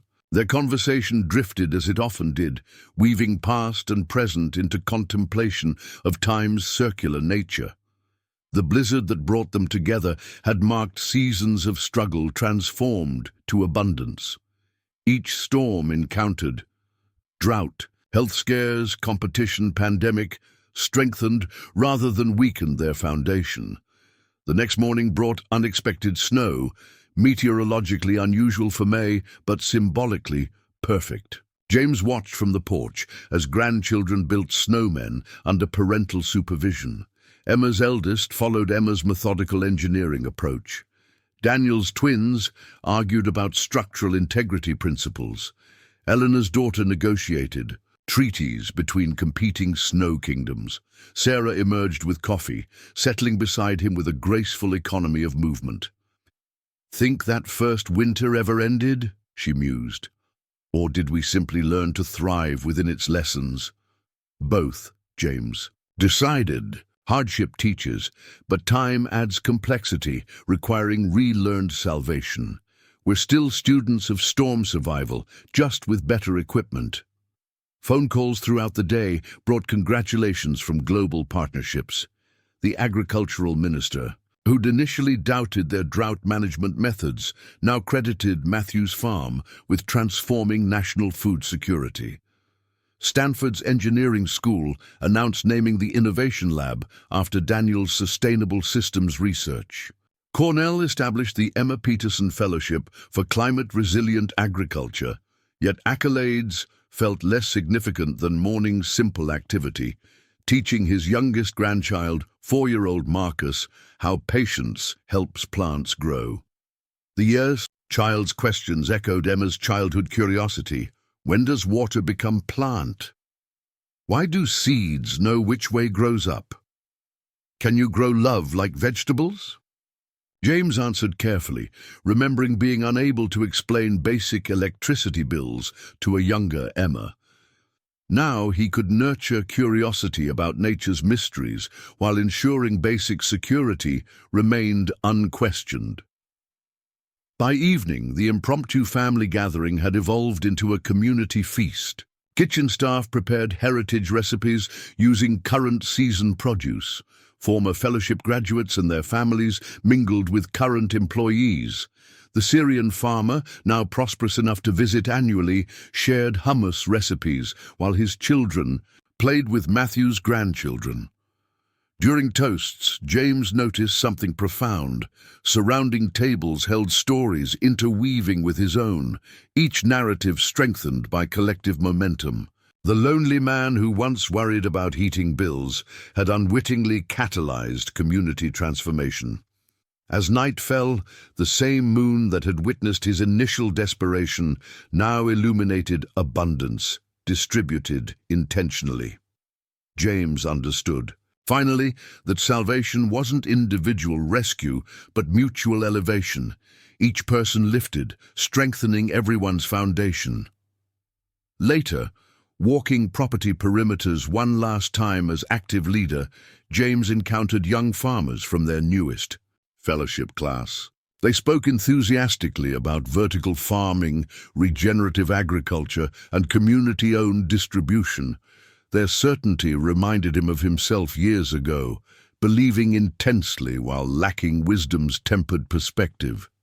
"James," one fellow ventured, "can we ask for advice?" "Always," he encouraged. "How do you balance innovation with tradition? Technology with human connection, growth with sustainability?" James smiled, remembering asking similar questions of Tom Bradley decades earlier.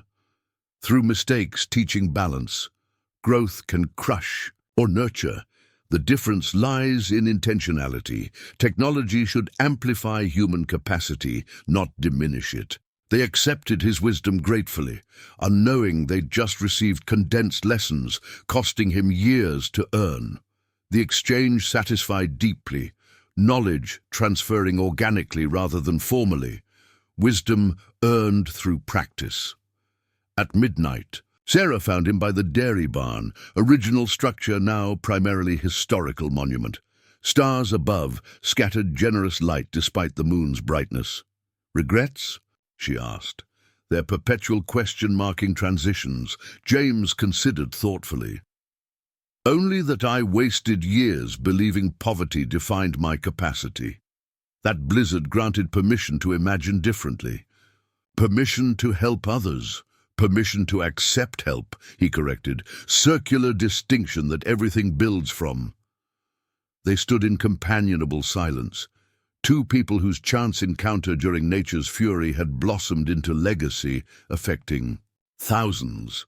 Their children would continue expanding influence. Grandchildren would innovate beyond current imagination, yet the core lesson remained simple. Open your door. Finally, James asked his own perpetual question. Would you, knowing everything now, still come walking through that blizzard? Sarah answered as she always did, consistently revealing truth's depths. I think the blizzard simply revealed the path meant walking. Whether I chose or fate decided matters less than finding each other when it mattered most. Morning would bring the first full day of retirement, though James suspected the label carried looseness, allowing continued contribution.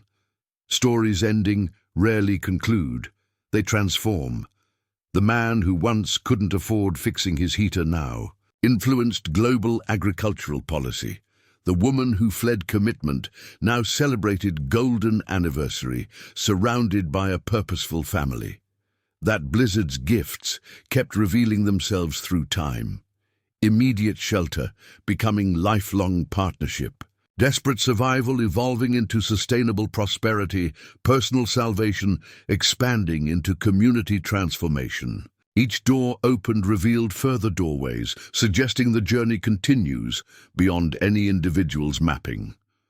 As James drifted towards sleep in the cottage that had witnessed their entire relationship's evolution, he realized the most important truth. Salvation's greatest irony lies in discovering that being saved often means learning to save others. The circle completes when receivers become givers, when strangers become family, when temporary shelter transforms into permanent sanctuary for all who arrive seeking warmth. Sometimes the worst storms deliver the best destinations, provided you remember to open your door when desperate souls arrive carrying tomorrow's possibilities wrapped in today's hardships. And sometimes, holding that door open long enough transforms your life into a refuge for countless others still learning that they deserve to come in from the cold. The storm had passed decades ago, but its legacy whispered through these valley nights. Kindness compounds over time, love multiplies through sharing, and opening one small door during a blizzard can warm an entire world with possibility. Up next, you've got two more standout stories right on your screen. If this one hits the mark, you won't want to pass these up.